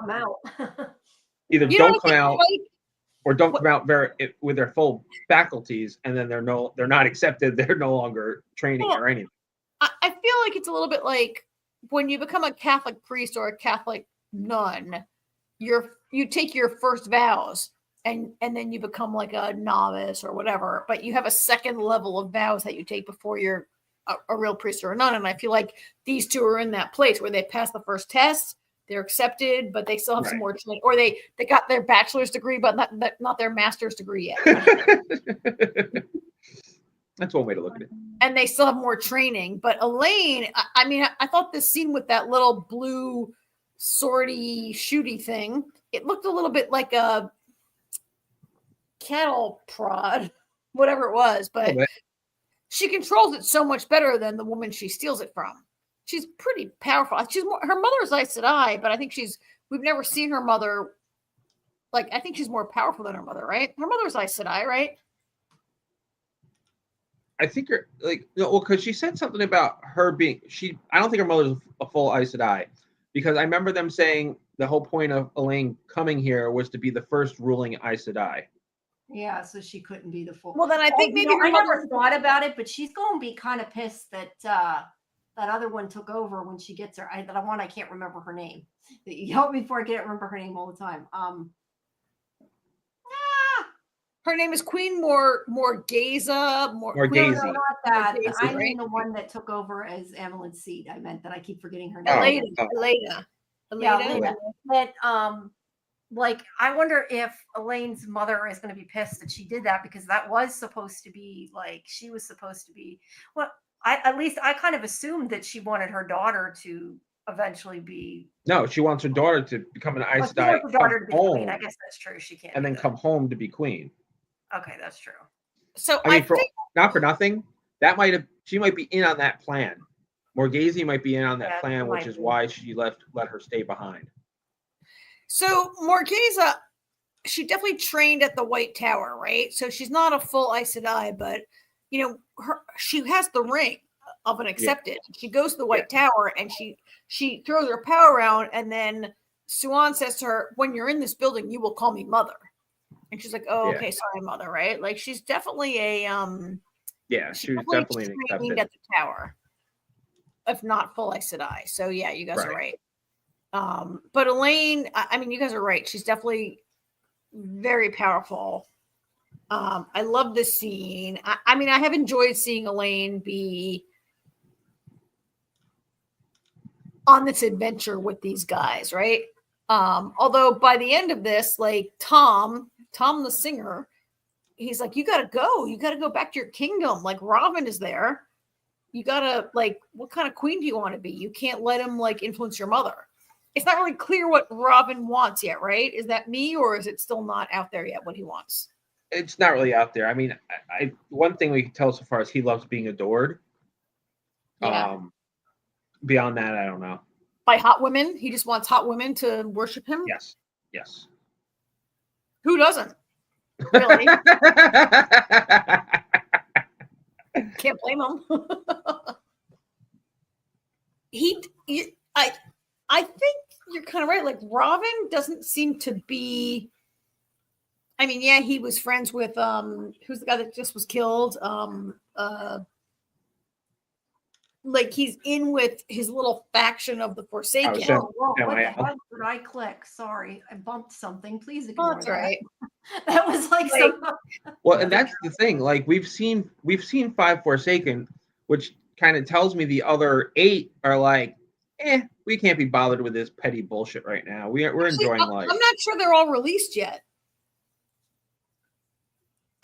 I think some of them might not be released. That's why we've only seen these few. That's possible. I think that's accurate. We saw Robin. I thought they all got released. I don't think they're all released yet. I think a bunch got released. I don't really know. If there's a book reader in the chat, please let us know. But we saw Robin hanging around with Samael, but Robin doesn't seem to have the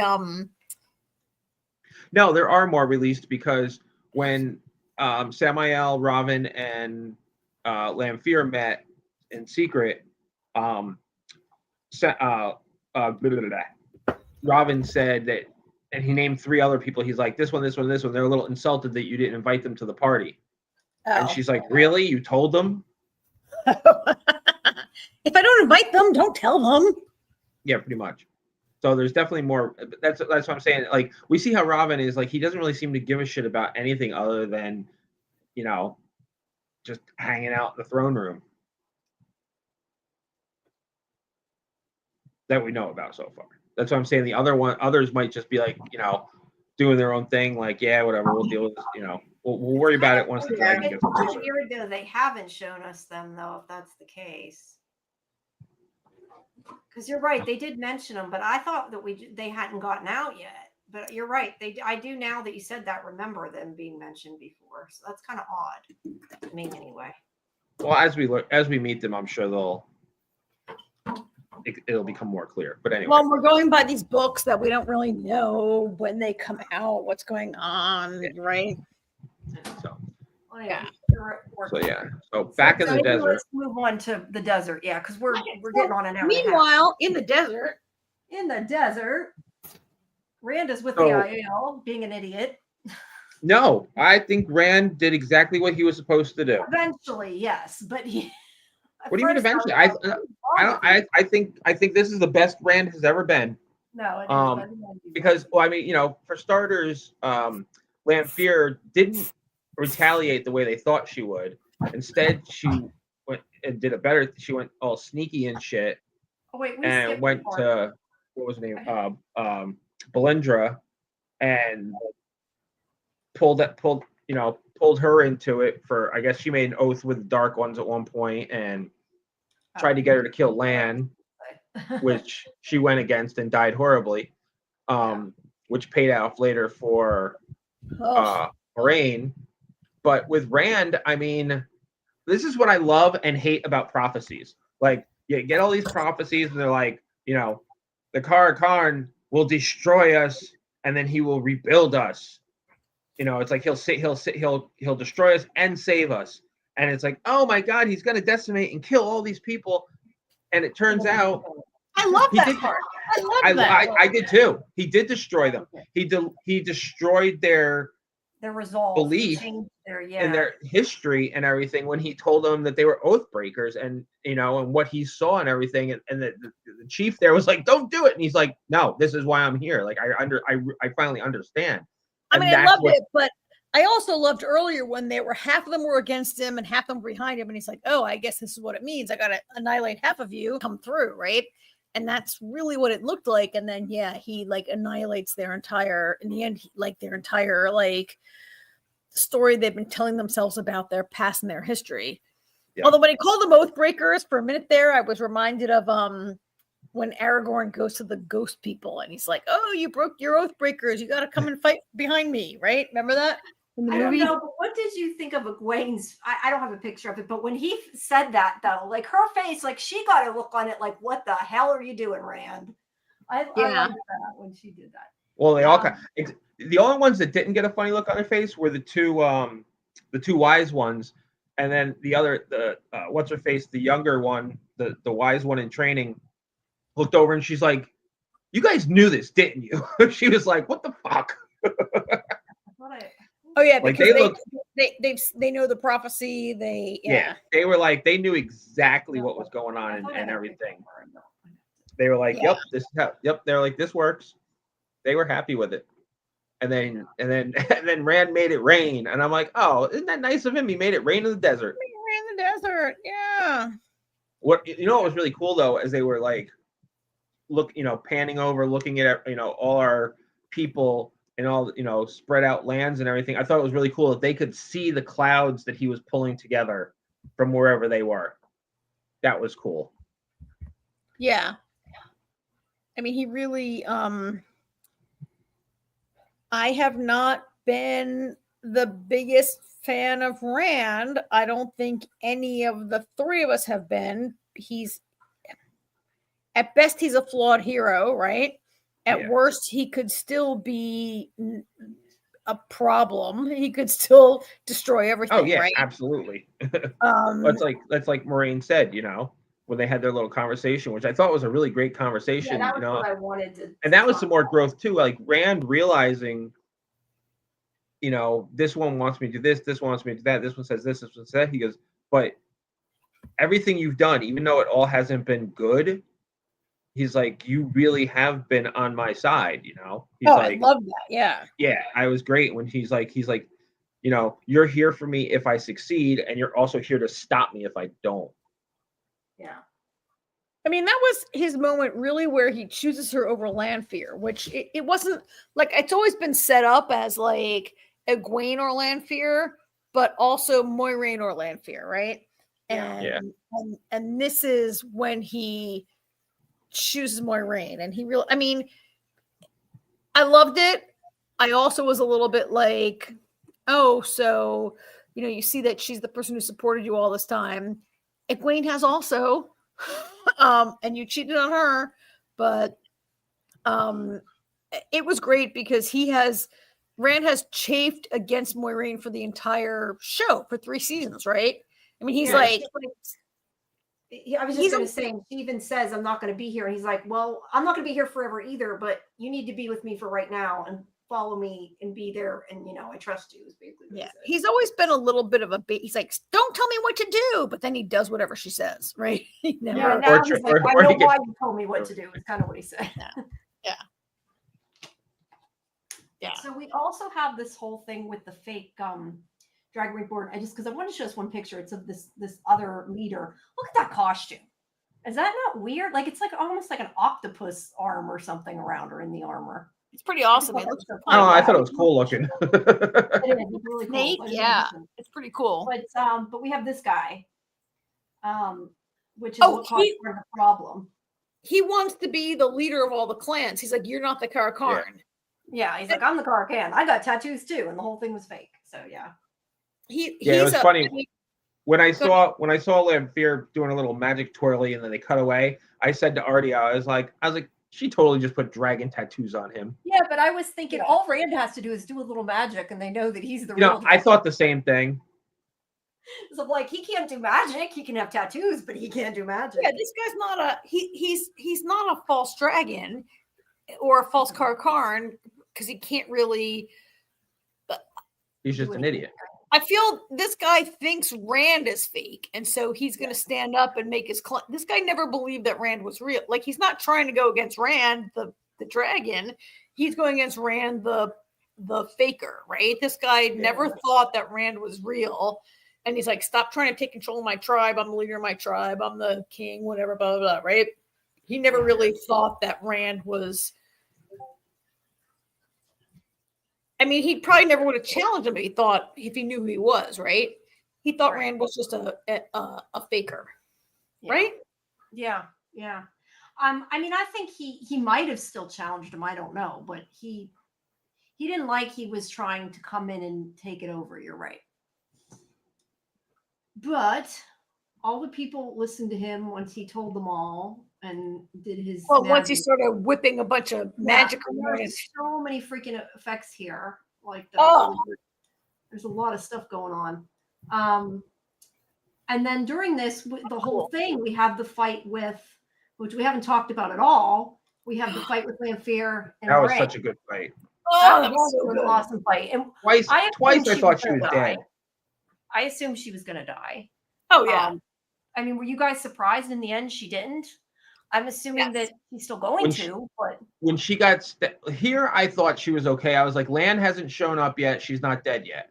And then Lan showed up. And then it said bones cracking in the caption, so I assumed she broke her neck. But then when she got stabbed with a sword, I thought she was toast.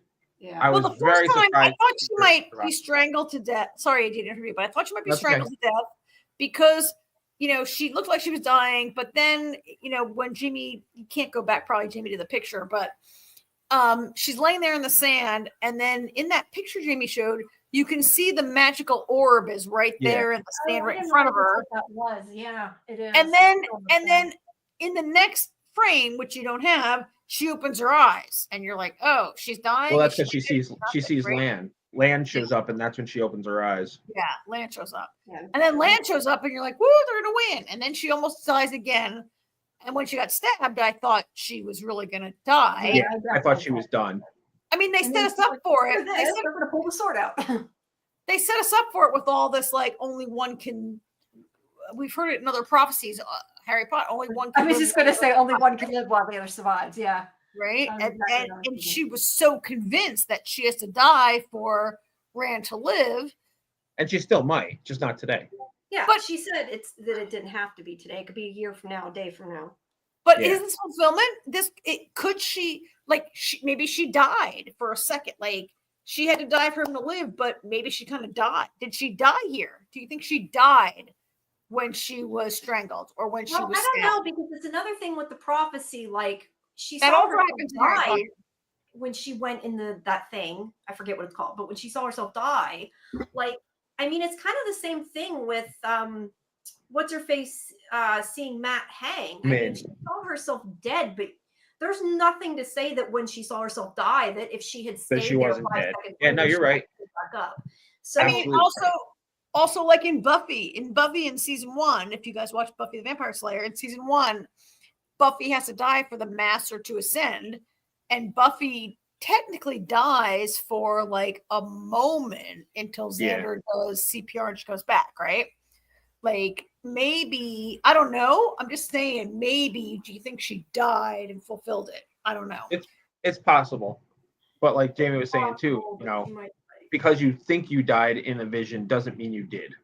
Yes. And it may be that that was what she needed to see too, in order to sacrifice herself, type of It And I made mean, her and like, we're still only we're not even halfway through Yeah.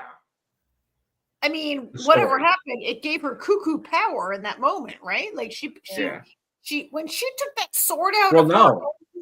Well, you know what gave her power Lamb. was Sue Ann dying. Oh, Oh yeah. yeah, that's right. Because she started like screaming because she was dead, Oh, and she's like, that's "No, another this is reason not why going to end this way. Fuck you." It's kind of what she did. But that's another reason why I thought she was going to die here, because this she could be scene with her.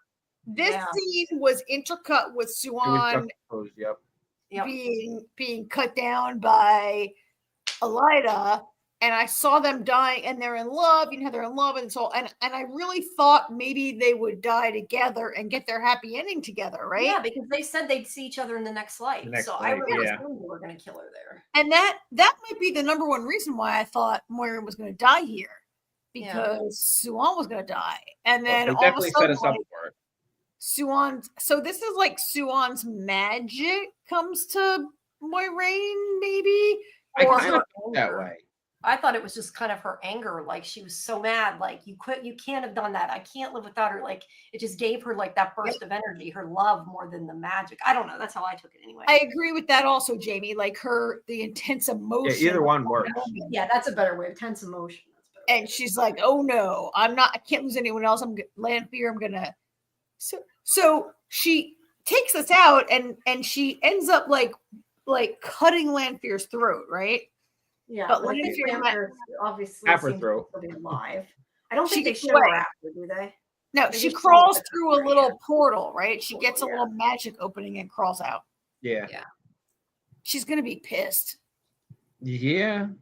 But she's not. Maureen's still hurting, but she's alive.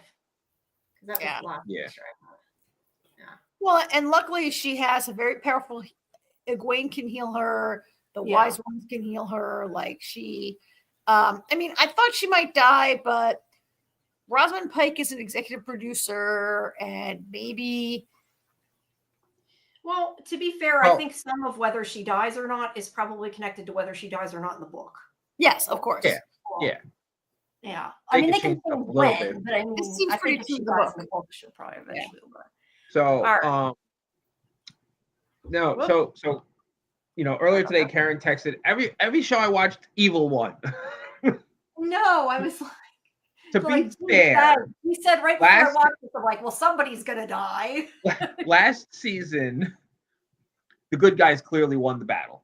So it's only fair that evil gets, you know, but I mean, Rand did have that great speech and everything, so they kind of won there, and they did get the upper hand on Fear here. But I could definitely, Karen won the whole fight. But I could, you can see how I feel evil one in this, because no, absolutely, yeah. I mean, look at the tower, you know.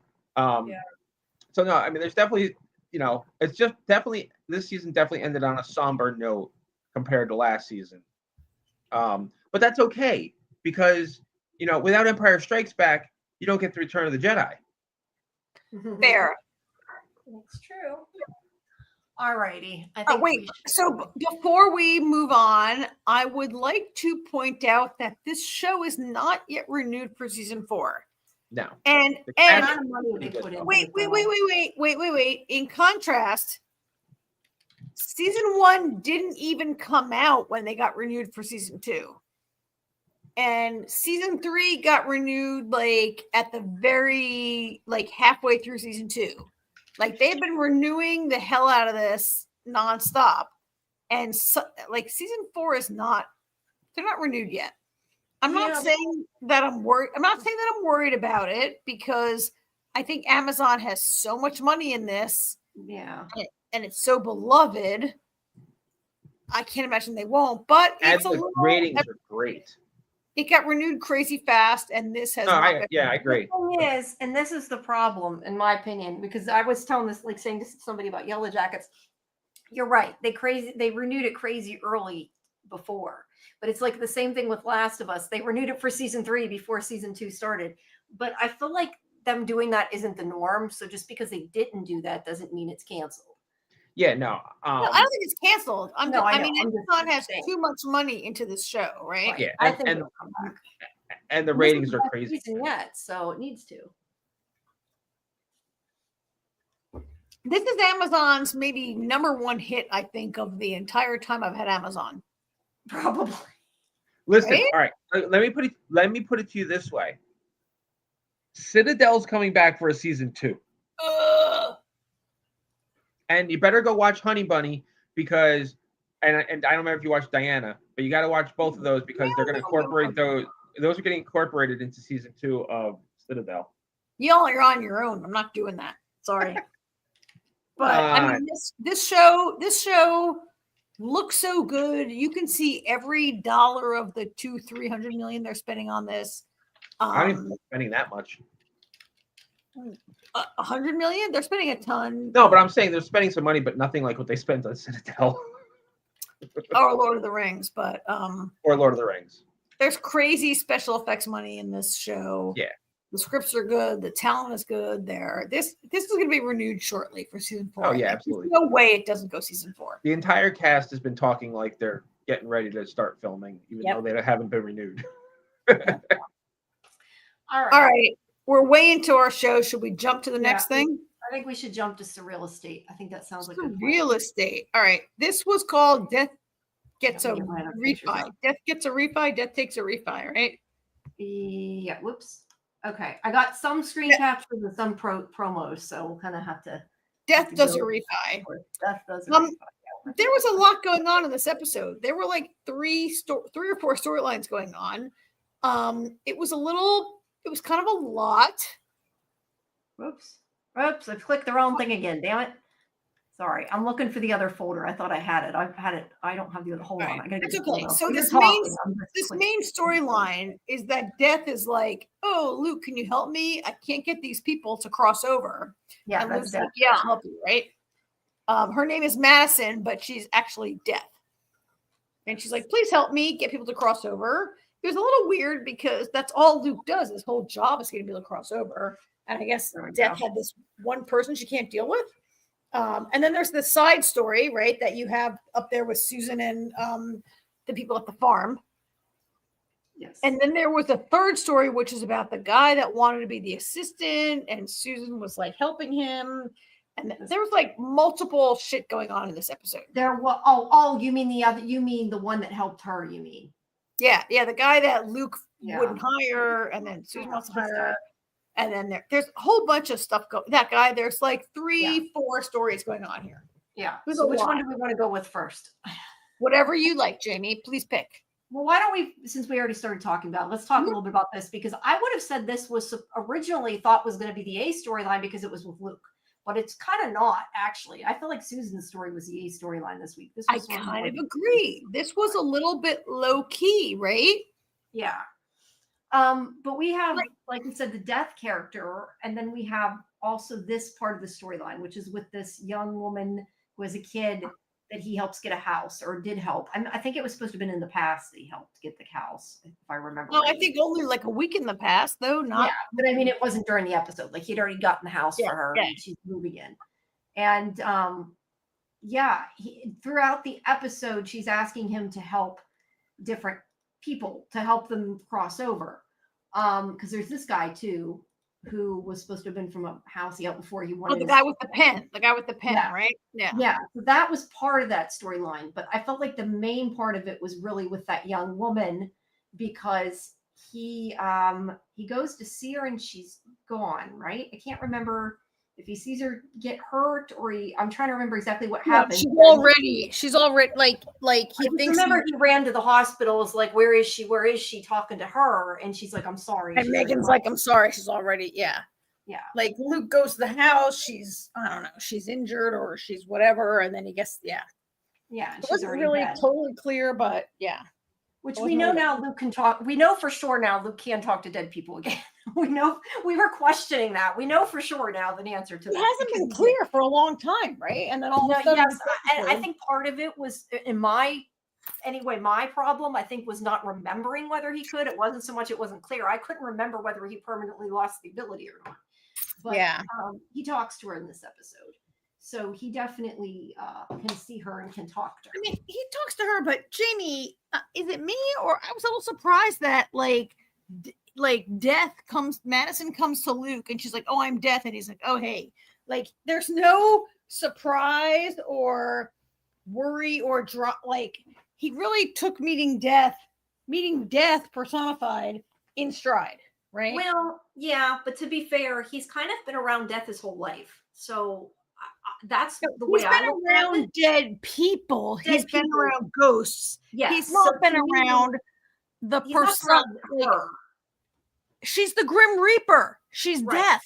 You're right. But I mean, he's been around people that are crossing and passing. And so he's familiar with the people passing. I don't know. That's the way I looked at it. Like, I thought he was concept, not as a person, maybe, but yeah, he did take it a little too. I thought he was not sufficiently surprised. To me, I was like, really? It's death. But anyway, I was a little like, she comes in, she's like, I need a favor. And he's like, okay, I'll do you a favor. And he does it. And then she's like, oh, I need another favor. Like, yeah, do you think there's more to it than that? I wasn't sure if they were trying to say that, like, she knew he needed help moving on, like when that woman died. And it was kind of like, it wasn't just that she needed him the whole time, but also that she was trying to help him. I wasn't entirely sure if that was what they were trying to say, because he helps her get that other guy on. But then it's like, whenever that young woman dies, he like can't really accept it. He's like, no, take somebody else. This isn't fair. Let her live, which he should know better with. And that is where I'm saying with everything he's dealt with. Yeah. I was surprised that he was like, no, you can't have her. And, she's like, you can't change it. This is the way it is. So I wondered if she kind of came to get his help for the other guy was sort of a setup because she knew he needed her then. I don't know. Make him understand it a little better and to feel it was okay a little better, which is kind of strange because he lost his father not that long ago. So yeah, I don't know. I mean, I was doubly surprised because first of all, that death can't help people cross. Like, okay, so Luke helps a lot of people cross over and complete their business and move on. But I've always thought that they were maybe people that were like lost in the cracks, or like, I never thought that death could not get people to cross over. The idea that death herself is like, oh, they won't leave, can you help me, was a new twist for me.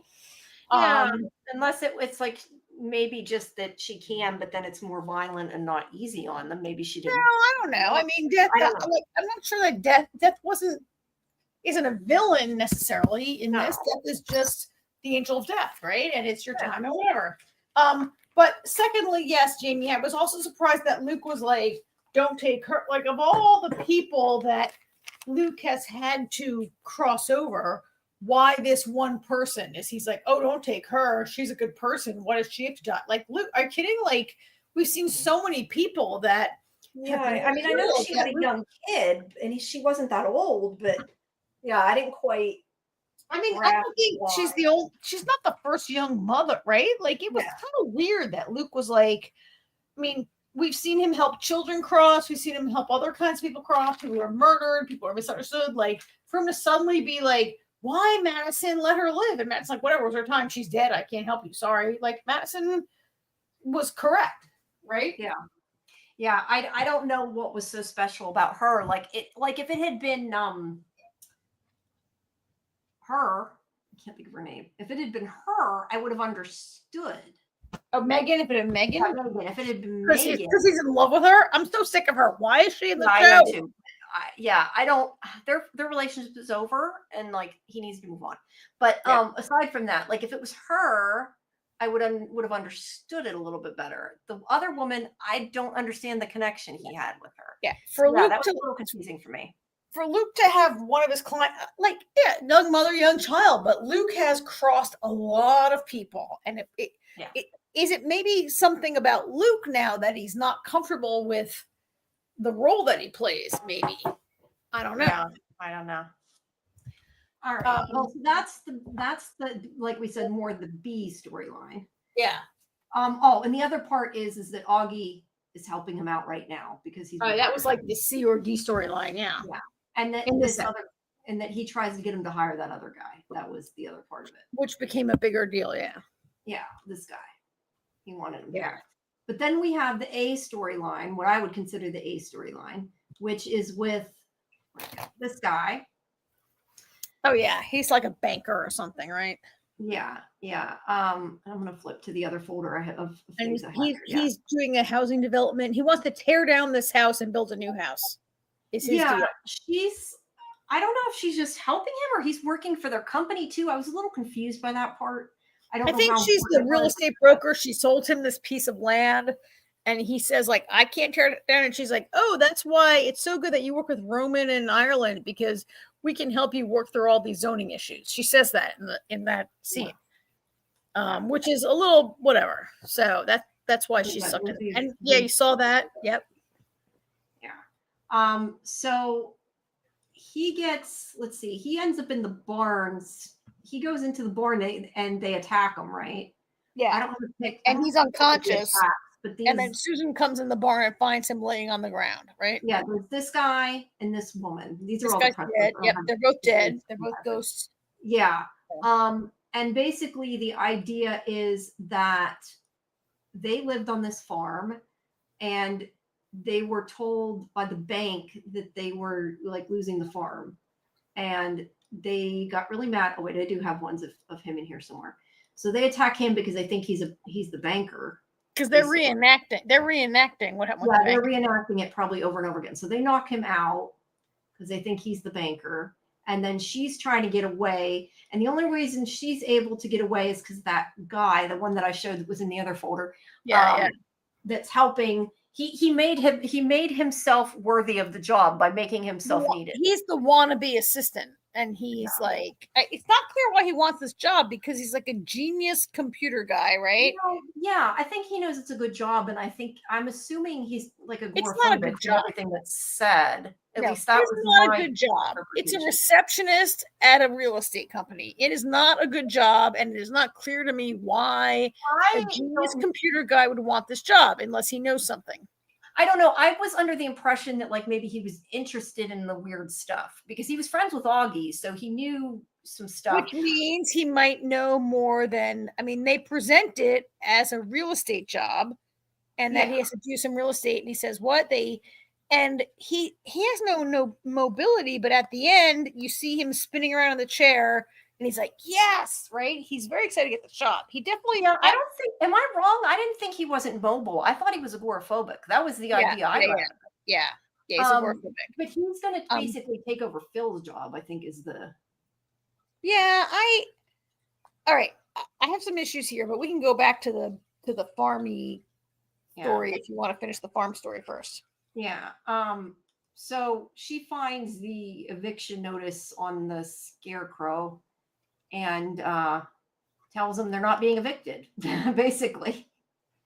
And they're like, okay, so they leave them alone. I mean, that was basically how that went. Like, this was a little, Jamie, I thought like a lot of times when Susan and Luke help characters cross over, there are people who have been wronged or have problems, or that these two actually were pissed their farm was being foreclosed on, so they murdered a guy, and they were continuing to murder him until Susan like burned the mortgage, and they were like, "Whoop, okay." Like a murder. There was also murder suicide too. So she lets them go. She saves herself, and I get that, Susan. She sets fire to it and saves herself. But these were not people that. Yeah, they weren't really people. Malevolent. They were malevolent. Right? Yeah, I agree. And then I also there's also this storyline with her remodeling her house and with Lomax. With Lomax helping her. Yeah, I didn't have a picture of Lomax, but yeah, with Lomax helping her. I think Susan made a comment. I don't know what episode it was in, but I think her mother passed because she had said something about she had been remodeling the house with her mother or something. So there's that whole storyline. She and her mother had always wanted to flip a house. I think that was a thing in the past. Right. So now she's flipping it with Lomax. But those are kind of all the stories that are going on. No. There's a little bit of the whole Tyler elephant thing going on. Oh, yeah. There is the Tyler elephant thing. You're right. And I think, is this the episode where he says, and you mentioned it last week, though, so maybe that was last week, where he said that he was the elephant? And yes, last week he said he was the elephant. But this week, he meets this girl, Seven, shows up, and she calls him Malik, or she calls him by a new name. She calls him by like a demon name, basically, right? She's like, oh, he's like, Seven, why are you here? And she's like, hey, Malik. And he's like, no, my name is Tyler. And she's like, you know, they have a conversation about like, why is he here? Why can't he move on? And he's like, oh, I thought that, you know, right? That's Seven. Her name is Seven. Yeah. So I forget exactly what the conversation was, but he's like trying to get higher up or something by doing. I was confused. Well, I was a little confused so by that story. I think that he's like a kind of a demon-y demon. kind of a guy, right? Like, I'm trying to figure out what's going on here. His name is Malik. Like Seven is like, so her name is Seven. It's not clear that why they've run into each other or whatever, right? But she shows up. She seems to maybe be his boss, I think, right? He works with him, yeah. She calls him Malik, and he's like, oh, like I was trapped. He makes sure Mark, he says, like, this little brat and his father trapped me in the elephant, and now I've gotten free, right? And he's like, he refers to Tyler as the skin, because he does say, like, if I can take over Luke's skin. Yeah. He has this idea that if he can take over Luke's body, that he could talk to dead people, right? Yeah, because it had something to do with it sounded like I got out of it that like maybe their time in another person's skin is like limited, but if he could talk to dead people, he could switch bodies all the time. Because I kind of wonder if maybe he has to touch them or something, because the fact that like he was gonna like try to kill Luke and then he changed his mind, I'm assuming he changed his mind because he wants to go into him, like you said, into his body. But I don't know. It wasn't super clear, a lot of that.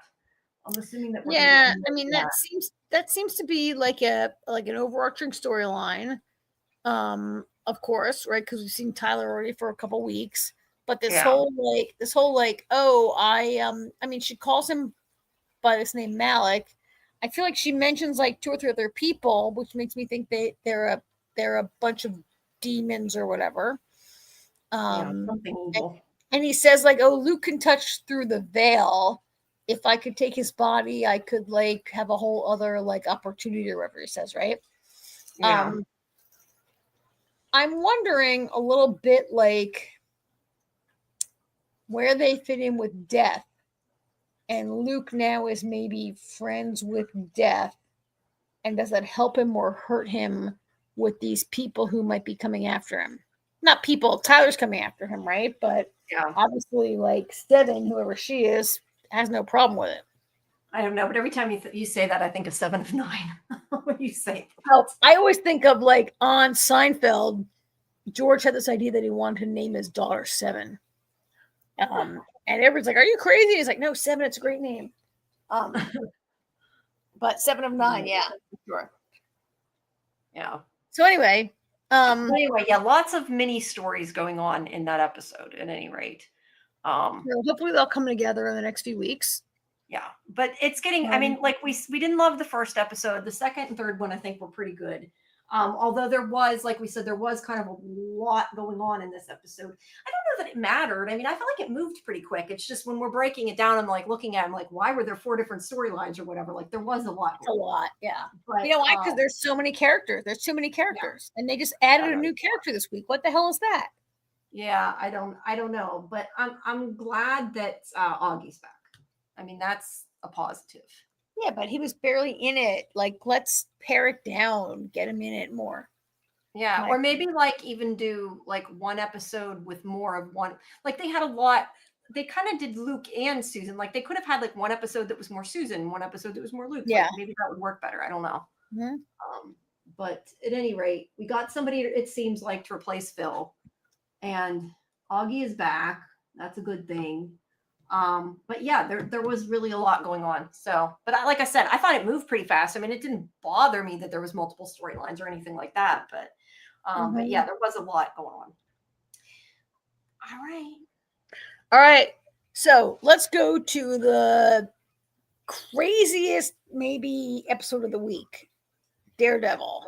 I mean, Daredevil was like, I mean, I was texting you guys during Daredevil, and I was like, I'm so depressed. You had a lot of feelings. I had a lot of highs and lows during Daredevil. So this episode's called Straight to Hell. AJ, how'd you like this episode?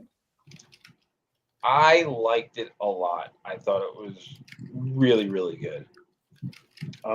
Especially the stuff with Frank. I love the stuff with Frank. I know I probably shouldn't laugh when Frank's on screen, but I can't help myself because it's the best shit.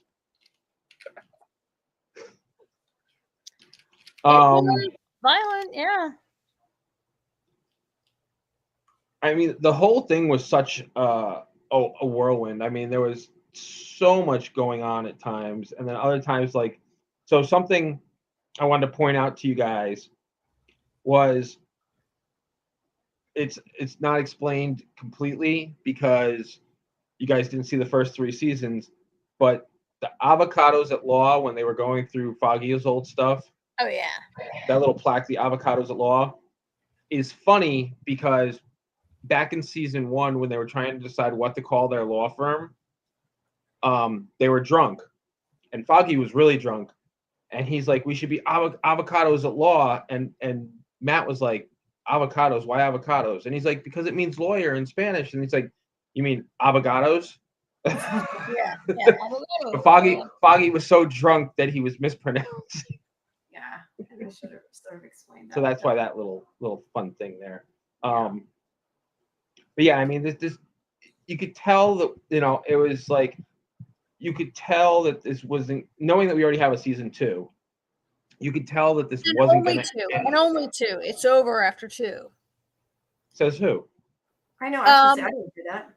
I heard this was 2 and done because it's going to lead into some other new things that are happening. No, I could be wrong about that. Sorry. There's nothing that I've heard about it only being 2, but you knew it wasn't going to end well because you couldn't wrap this storyline up in an hour.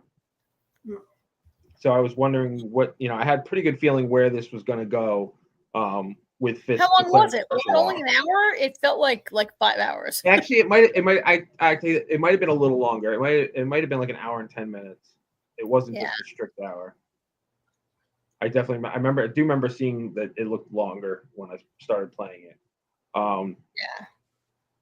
But yeah, I mean, it's just, you see Fisk just going full force turning back into Kingpin, basically. I mean, he wears the white suit at the mayor's ball or whatever that thing was, and he doesn't take it off. He continues to wear the white suit, which shows that he's back to just being the Kingpin. He may be the mayor, but he's running things like a mob boss. Yeah. What'd you guys think? I mean, I liked it. It wasn't my favorite episode of all of them, but I didn't dislike it. Although there was a lot. I know Karen's usually the one that talks about the violence. There was a lot of violence, and it was like dark. Because I was taking the screen capture, I'm like, half of it I didn't even do because I'm like, you can't see this. It's so damn dark. With him and Punisher fighting the people in his apartment. I did like that whole fight though. I think it was done well, other than it was really dark. And I kind of agree with what he said. Like, it was surprising. I think it was Punisher that said, like, he went after Matt, not after Daredevil, which was kind of surprising. Yeah. He outright went after Fisk him. also knows that Matt is Daredevil, so. Well, yes, but I mean, like, to go after him, like, the other people are going to be like, why did they go after him, you know? But especially when he was already shot, like, he wasn't. Yeah, I don't know. I just was a little surprised that he went. Well, like Fisk's, Fisk's, reasoning behind it is the only thing better than a good, a living hero is a dead hero who can't dispute anything that Fisk may say in the future. Yeah, and I get that, but so I didn't watch the first 3 seasons, and I'm not a student of Marvel, but I've always felt like Kingpin. Fisk had a level of respect for Matt. Like, they had a level of, for him to go after him, not Kingpin, but Matt. Yeah, I felt like it was crossing a line of detente that those two have always had. which Well, I don't think Well- he already I feels just- like he crossed the line when he killed Muse. Not that he really did per se, but he thinks he did. It's to Fisk, he's pissed. When you say so, AJ, I mean that's where he's kind of like all bets are off. Well, it's Fisk was always looking for the loophole. He was looking for Him a and reason, Matt, yeah. he and Matt had an agreement that Yeah. Matt would, they'd go their separate ways. Kingpin would go to prison and he'd keep his secret as long as Matt never implicated Vanessa. right. That was that's how season 3 ended. Matt agreed not to implicate Vanessa in Kingpin's crimes, and Which he he would did. keep his secret of Daredevil. That was all well and good until what happened was, so this is something that nobody that didn't see season 3 knows about. Season 3, we get that all right, so we get that flashback of Vanessa and Bullseye in the She's asked, she desires him to kill Hoppy. yeah, that's when she asked him to kill Foggy. You know, this was in season 3 too, or no? No, this was just a flashback to explain episode 1. Now, Yeah. Poindexter's partner, Nadeem, was he was a good guy, but he got put under Fisk's thumb also. But he was also working. He was trying to like follow Fisk's orders whilst at the same time trying to work the other side of it. And they at the end, Nadeem gets killed. He got framed for a bunch of stuff that he didn't have anything to do with, so he looked like a bad agent. A bunch of cases that Oh, so wait, so he Nadeem- wasn't originally bad then? no, Nadeem was a good guy, and in the end, Nadeem was. Oh, I thought you meant him. Never mind. I thought you meant Poindexter. No, Poindexter's always been nuts. Okay. Never mind. His partner Nadeem was framed for a bunch of stuff. So a bunch of his cases where he put people away got overturned, including the case against Fisk, which is why Fisk is out and about and not in prison for the rest of his life. And what Vanessa was telling Poindexter was, because of them turning over a bunch of Nadeem's cases, your case is going to get overturned and you're going to get out. So when you do, can you please kill Foggy for me? Yeah. Which he does and gets sent to prison for killing Foggy. But thinks that he's still going to get out because of all this, that, and the other thing else. Which, to be fair, he did. Right. So yeah. Oh, So that's So- what that was. this episode, you guys, I loved it and I hated this episode so much. I mean, I know I was texting you guys and you were like, what's wrong with her? I hated this episode because, I mean, I get why it ended this way, but it is the triumph of Kingpin in the way that he runs roughshod over any kind of norms that you would expect of any elected mayor. And by the end, he has like Everybody fully taken control of his assassination force. The police have become his personal whatever. And he declares martial law, which I'm not really sure that the mayor of New York City has that power, but whatever. And he declares martial law over the city. And as I watched this show, I became more and more outraged over the way Kingpin was just like subverting everything and becoming, but I get it, right? It's part of the story, maybe from the comic book. It's part of this being the darkest Marvel show. One of the darkest things. Again, I watched it in the same night that I watched so many horrible things happen in my 4 television shows. But also there was, so that part was like making me crazy. And then Punisher comes in, who is, I mean, a horrible person, and yet he's the way they make the most violent and angry person be the sort of light of hope by the end of it, right? Like, kind of screwed me up. So let me give you some quick background information. So Frank. So all right, one thing ongoing, and I'm sure you've heard this before and everything, and it's been discussed with the MCU movies and everything. Like, people get annoyed when the MCU movies kill the villain. because a lot of these villains are iconic villains from the comics, and we'd like to see them again. It's an ongoing theme in the Spider-Man comics, actually, and Batman too, where people are like, what, and Punisher's actually said this to Peter Parker. He's been, kill them, kill the Green Goblin, kill Hobgoblin, kill Dr. Octopus, because you don't kill them, you send them to jail, they get out, and then they kill more people. So whose fault is that they kill more people?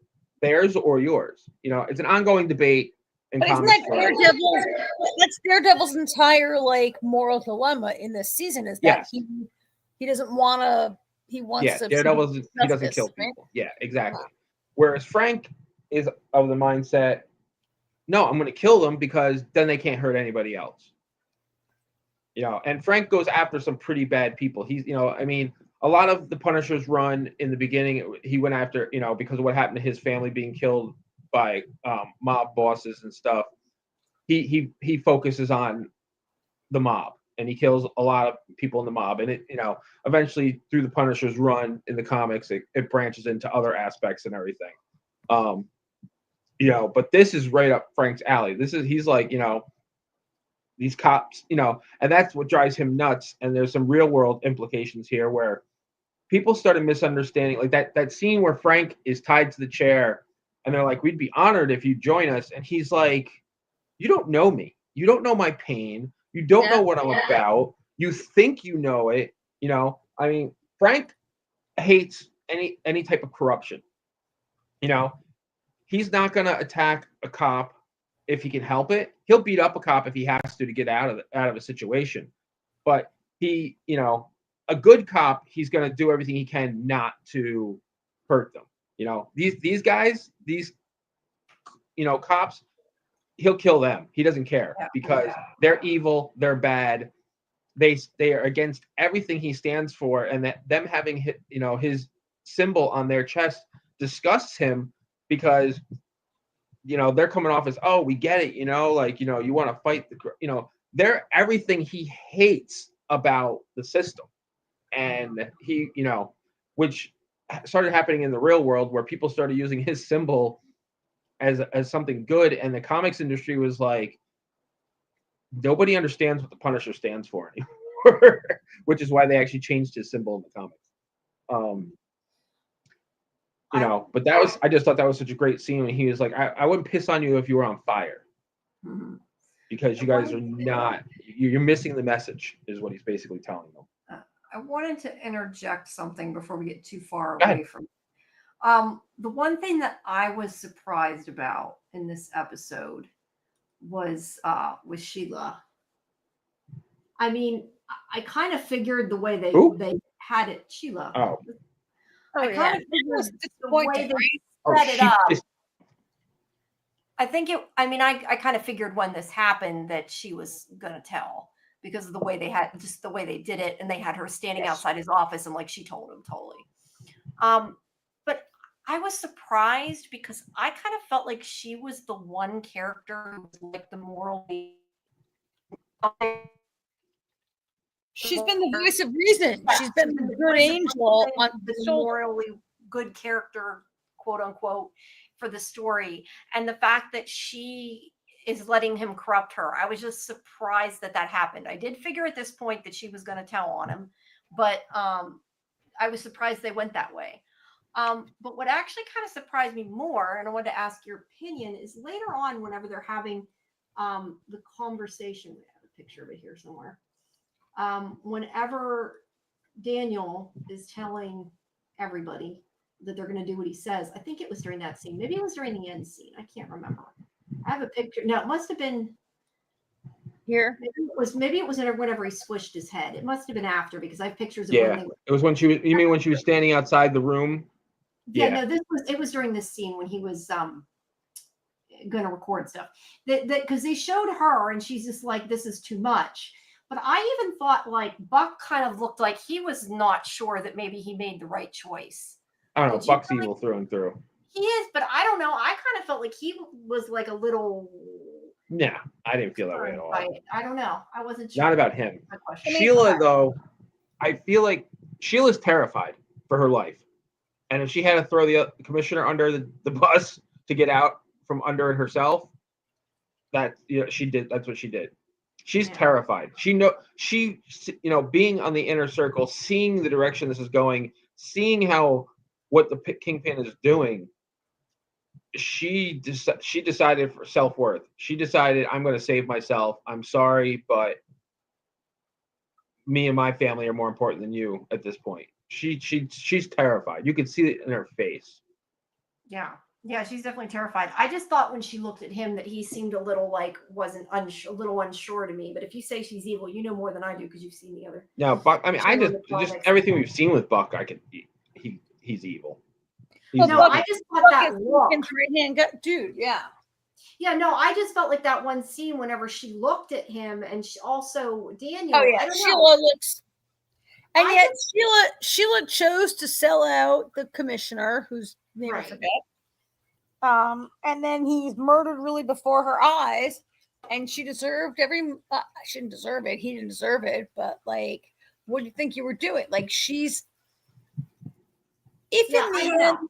I just thought that both of them looked a little unsure, like, was this the right move? But if you say he's evil through and through, what do you think about Daniel then?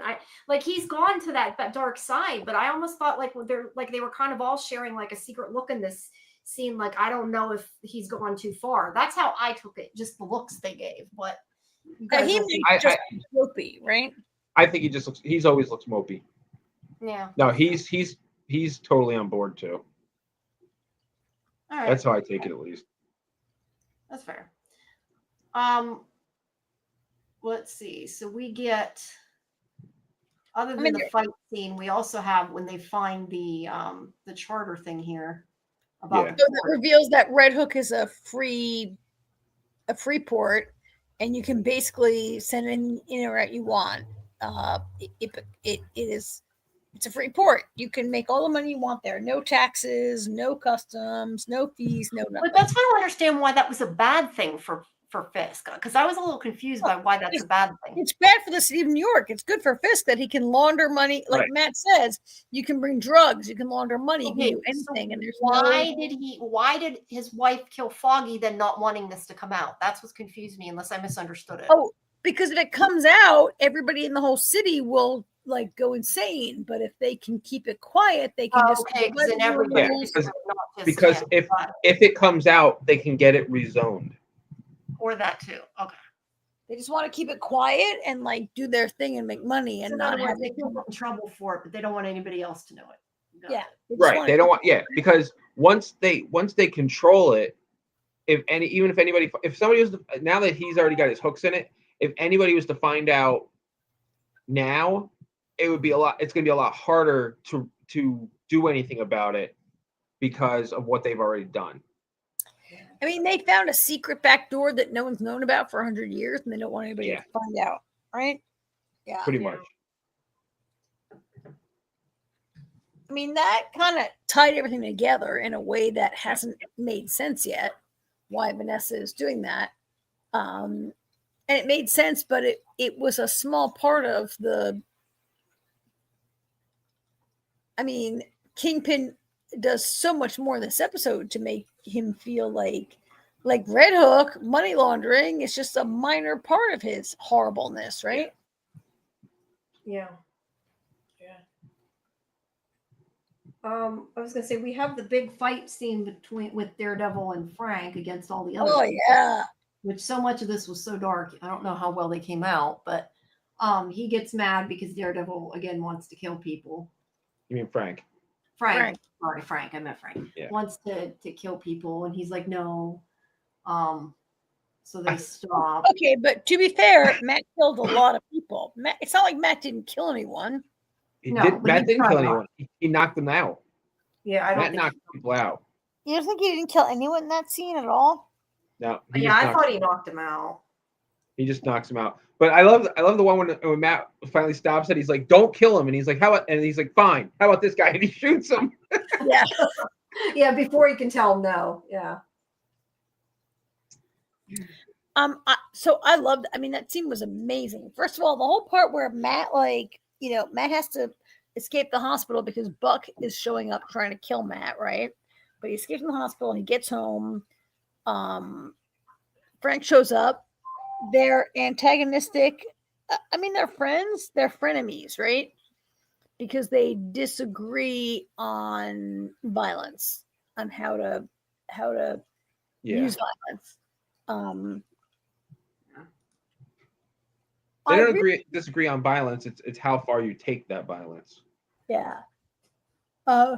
It becomes an incredibly violent scene, one of the most violent scenes I've seen on TV in a while. A lot of gushing blood, a lot of like broken jaws, a lot of this and that. It was crazy, and yet I really enjoyed it. It was really well shot. It was so I have not always thought this show did a great job with fight scenes. This was great. All this was great. Better than most shows. Better. These are some of the best fight scenes I've seen in a long time. I could really see what was happening. Despite this photo, which looks dark, Jamie, it wasn't that dark. You could really see, right? Yeah, some of it you can. It was hard to get pictures that weren't dark. It's not so much you couldn't see it while you were watching. But when you watched it, you could really see it, right? Yeah, you could see it when you watched it. It's just I couldn't get a lot of. It's It's also fast too, so it's hard to get screenshots. But I mean, but I yeah, tend that to was stay where he was away gonna from traumatize very you. violent, but I thought it was really pretty good. I think he is. I'm like, I can't wait to see Punisher's show. I love him. He's way less of a whiner than Matt. Yeah, I hear an ambulance. Sorry. Okay. That's good. No, I know. I just heard it. So then Karen comes. So she called Frank. That's right. I forgot she called Frank. Karen. Yeah. She's Matt's best friend, right? I mean, Yeah. they're BFF, I think. Yeah, but he's not happy. Frank isn't happy how it went because he wanted to kill everybody. And then they go and they look in the locker and find the charter. We already said all that. So then they grab Frank. These are a little darker. It's very dark. But they grab and then and then they take the commissioner was the other thing, that guy. Oh yeah, that was terrible. Yeah, you talk about, we already showed where he has Frank. Well, Sheila set him up. Oh, Yeah. totally. But you talk about violence. Like I didn't take. That was as far as I took with pictures because I didn't want to put the fact that he rips his whole face off. I don't even know if you could. I don't know if you could do that. You'd have to be really strong to be able to squish. You know what the funny thing is? The scene surprised me slightly because I wasn't expecting him to like rip his jaw off the way he did. I actually thought he was just gonna smush his head. Because that's something, and I think they might have did that to the audience on purpose because Kingpin smushing people's heads in the comics is common. Oh, all right. So they're trying to. And it's actually, and I didn't even catch it. I was actually reading something about it because I thought about it. I was like, because the thing is, in the comics, the Kingpin is a big guy. And I mean, Frank even refers to him as he goes, I'll find the Kingpin and shoot him in his fat head. Like the Kingpin has never really been fat. He's a muscle. He's like all muscle. Yeah. He's super strong. So, but then D'Onofrio, in between, he lost weight for his own personal health reasons. So which they explained in the show, which it was kind of a throwaway line, but it was like, all right, whatever. They used it as an excuse for him to seem more presentable as mayor, which was fine. But if you notice, and I didn't notice, I didn't really pick up on it. He's eating a lot of eggs and vegetables and stuff. But then as he starts getting more and more, as the show's progressing, he starts eating like that scene where they killed the mafia guy. He's starting to eat more carbs and protein. His meals are getting, more pasta and sausage and stuff like that. He's bulking back up. And I didn't catch that. It was a review that I read. Yeah, they said something like it was tighter again or something. They made a comment. Yeah, so that was like, it was a subtle little thing about where his, what he was planning. He's bulking back up, which is why he was strong enough, once again, to smush his head. Yeah, I don't know that he's physically changed, though. I think he's still thinner, but they're trying to. No. D'Onofrio himself physically didn't bulk back up, but they just wanted to give the impression of Kingpin bulking back up. No, I agree, because they even said something about his suit was tighter, but I mean, it's more important, the actor's healthy. So, but yeah, he squished his head. It was gross. And then we get the flashback with Matt. I got a picture of him as a little kid when he's talking to Karen. And then he goes to the bar, not the diner, the bar. It's kind of. I got so excited for the scene and then so disappointed. Why? Because when he said he needed an army, and so something I did not catch that I read later. I also skipped this. We skipped this though. Fuck her. Oh yeah. The fact that Heather's now She's the worst. She is the worst. She is the worst, right? Yeah. Yes. What do you want? Commissioner of Mental Health? He made her. Yeah. Yeah. You can watch her now. I think is more. No, she's totally on board with him. I don't think she knows yet. She doesn't understand who he is, but she's totally. I don't think she believed the things Matt's told her. No, she didn't. Not at all. Yeah. But that scene when Matt says to Karen, "We need an army." The music that plays right after, there is a interlude. It's a new mix, but in that mix is the Spider-Man theme, which I did not catch, which I thought was awesome when I read that was in there. They can't even put Spider-Man in this though, can they? Or do they have the rights? It depends. Well, it's TV, so I think they could, because Marvel has the TV rights to Spider-Man, but not the movie rights. Sony has those rights, but they still work together on the Spider-Man movies. And then, of course, Sony has the rights to do whatever they want to, aside from Spider-Man. But anyway, aside from that, when they open the doors to the bar, I was really hoping that we were going to see the rest of the Defenders from the Netflix shows, which would be Luke Cage, Jessica Jones, and Iron Fist. I was really hoping that they were going to be in the bar. But I have hope that he's going to need more than a couple cops and ex-cops. Yeah. That he has there in the bar with him. He's going to need some more vigilantes, and they already have them, so they just got to put them in the show now.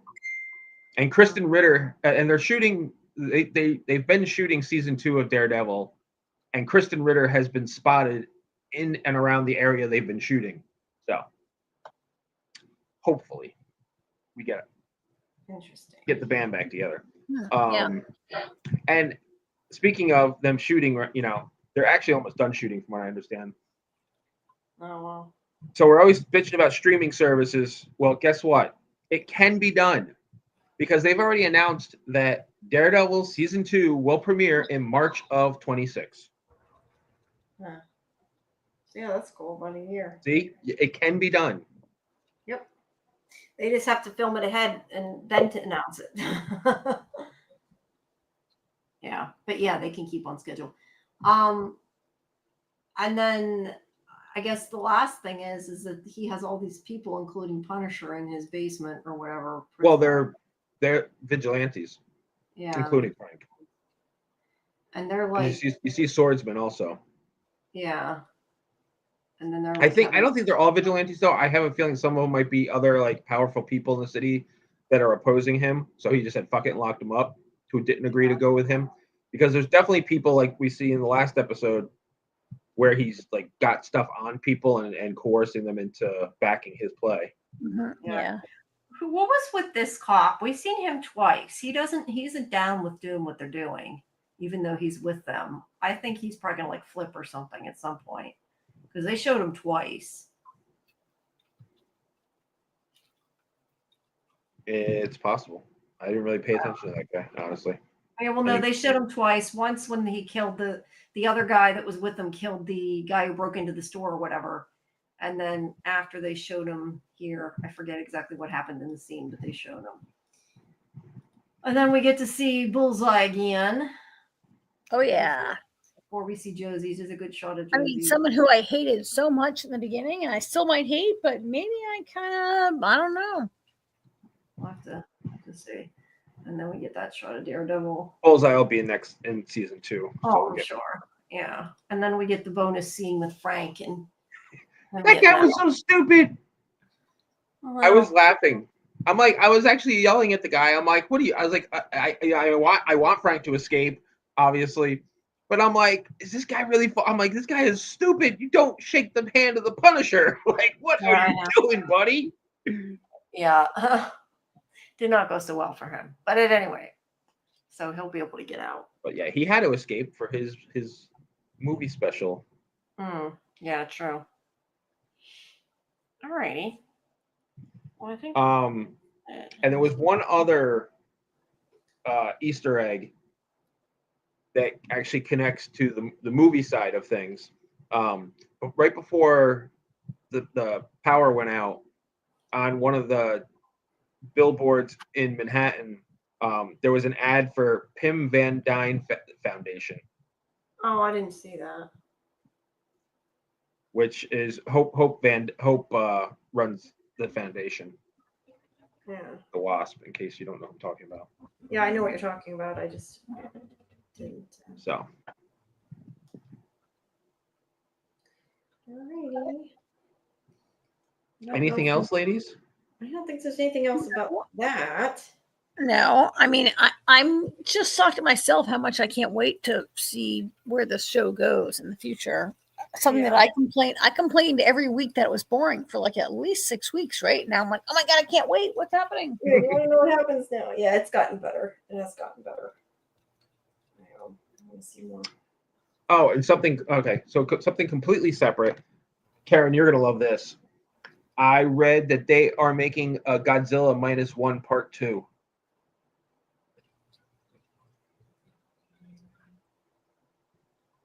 Karen. Yeah, I'm waiting. I was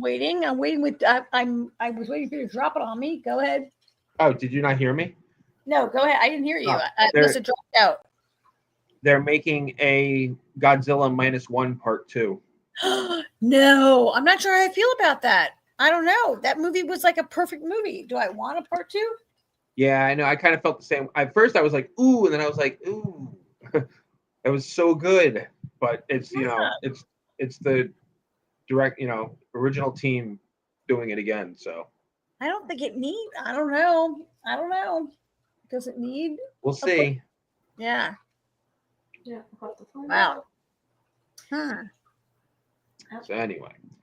All right, everybody. All right. Well, please come back and join us at 8:00 p.m. tomorrow. Thursday. Thursday. Well, technically tomorrow you can come after midnight. Technically tomorrow. Thursday. Night. I won't at be 8 here. o'clock. Karen won't be here, unfortunately, but we have to talk about that crazy episode of Last of Us. And for people who haven't seen it yet, we won't spoil anything, but crazy episode.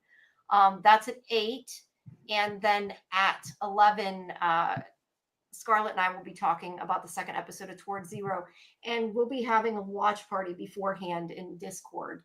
I'll put the link in the chat. So if you haven't joined Discord, please do so, because you can get schedule and all that good stuff. I'm trying to type as I talk. And make sure that you subscribe to the channel, like the video.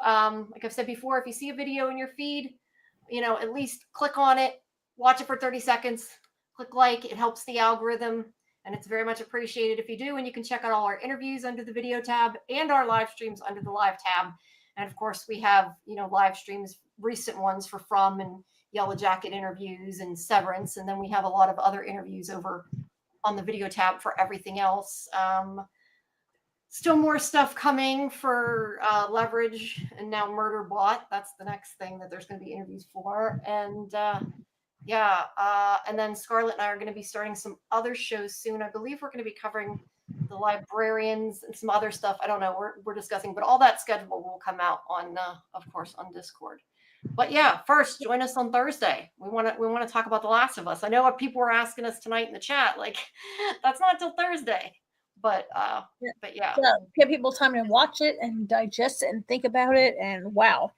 Yeah, and if you guys would like to maybe watch it earlier on Thursday before the live stream in Discord, let me know. We can do that. We do have a watch party on Sunday night for Last of Us when it drops at 9 p.m. So make sure you join us then as well. Actually, it usually drops a couple minutes ahead, so we start right at 9 o'clock. It's not like other shows like Yellow Jackets that never showed up for a while. It shows up at 9. So, but yeah, we had a good fun discussion about that this past Sunday. So, but yeah, Okay. All right, guys. Well, Good night, you guys. Thank you, everybody, for coming. yeah. See you all Thursday. Yep. Thanks for coming. See you Thursday. Bye bye.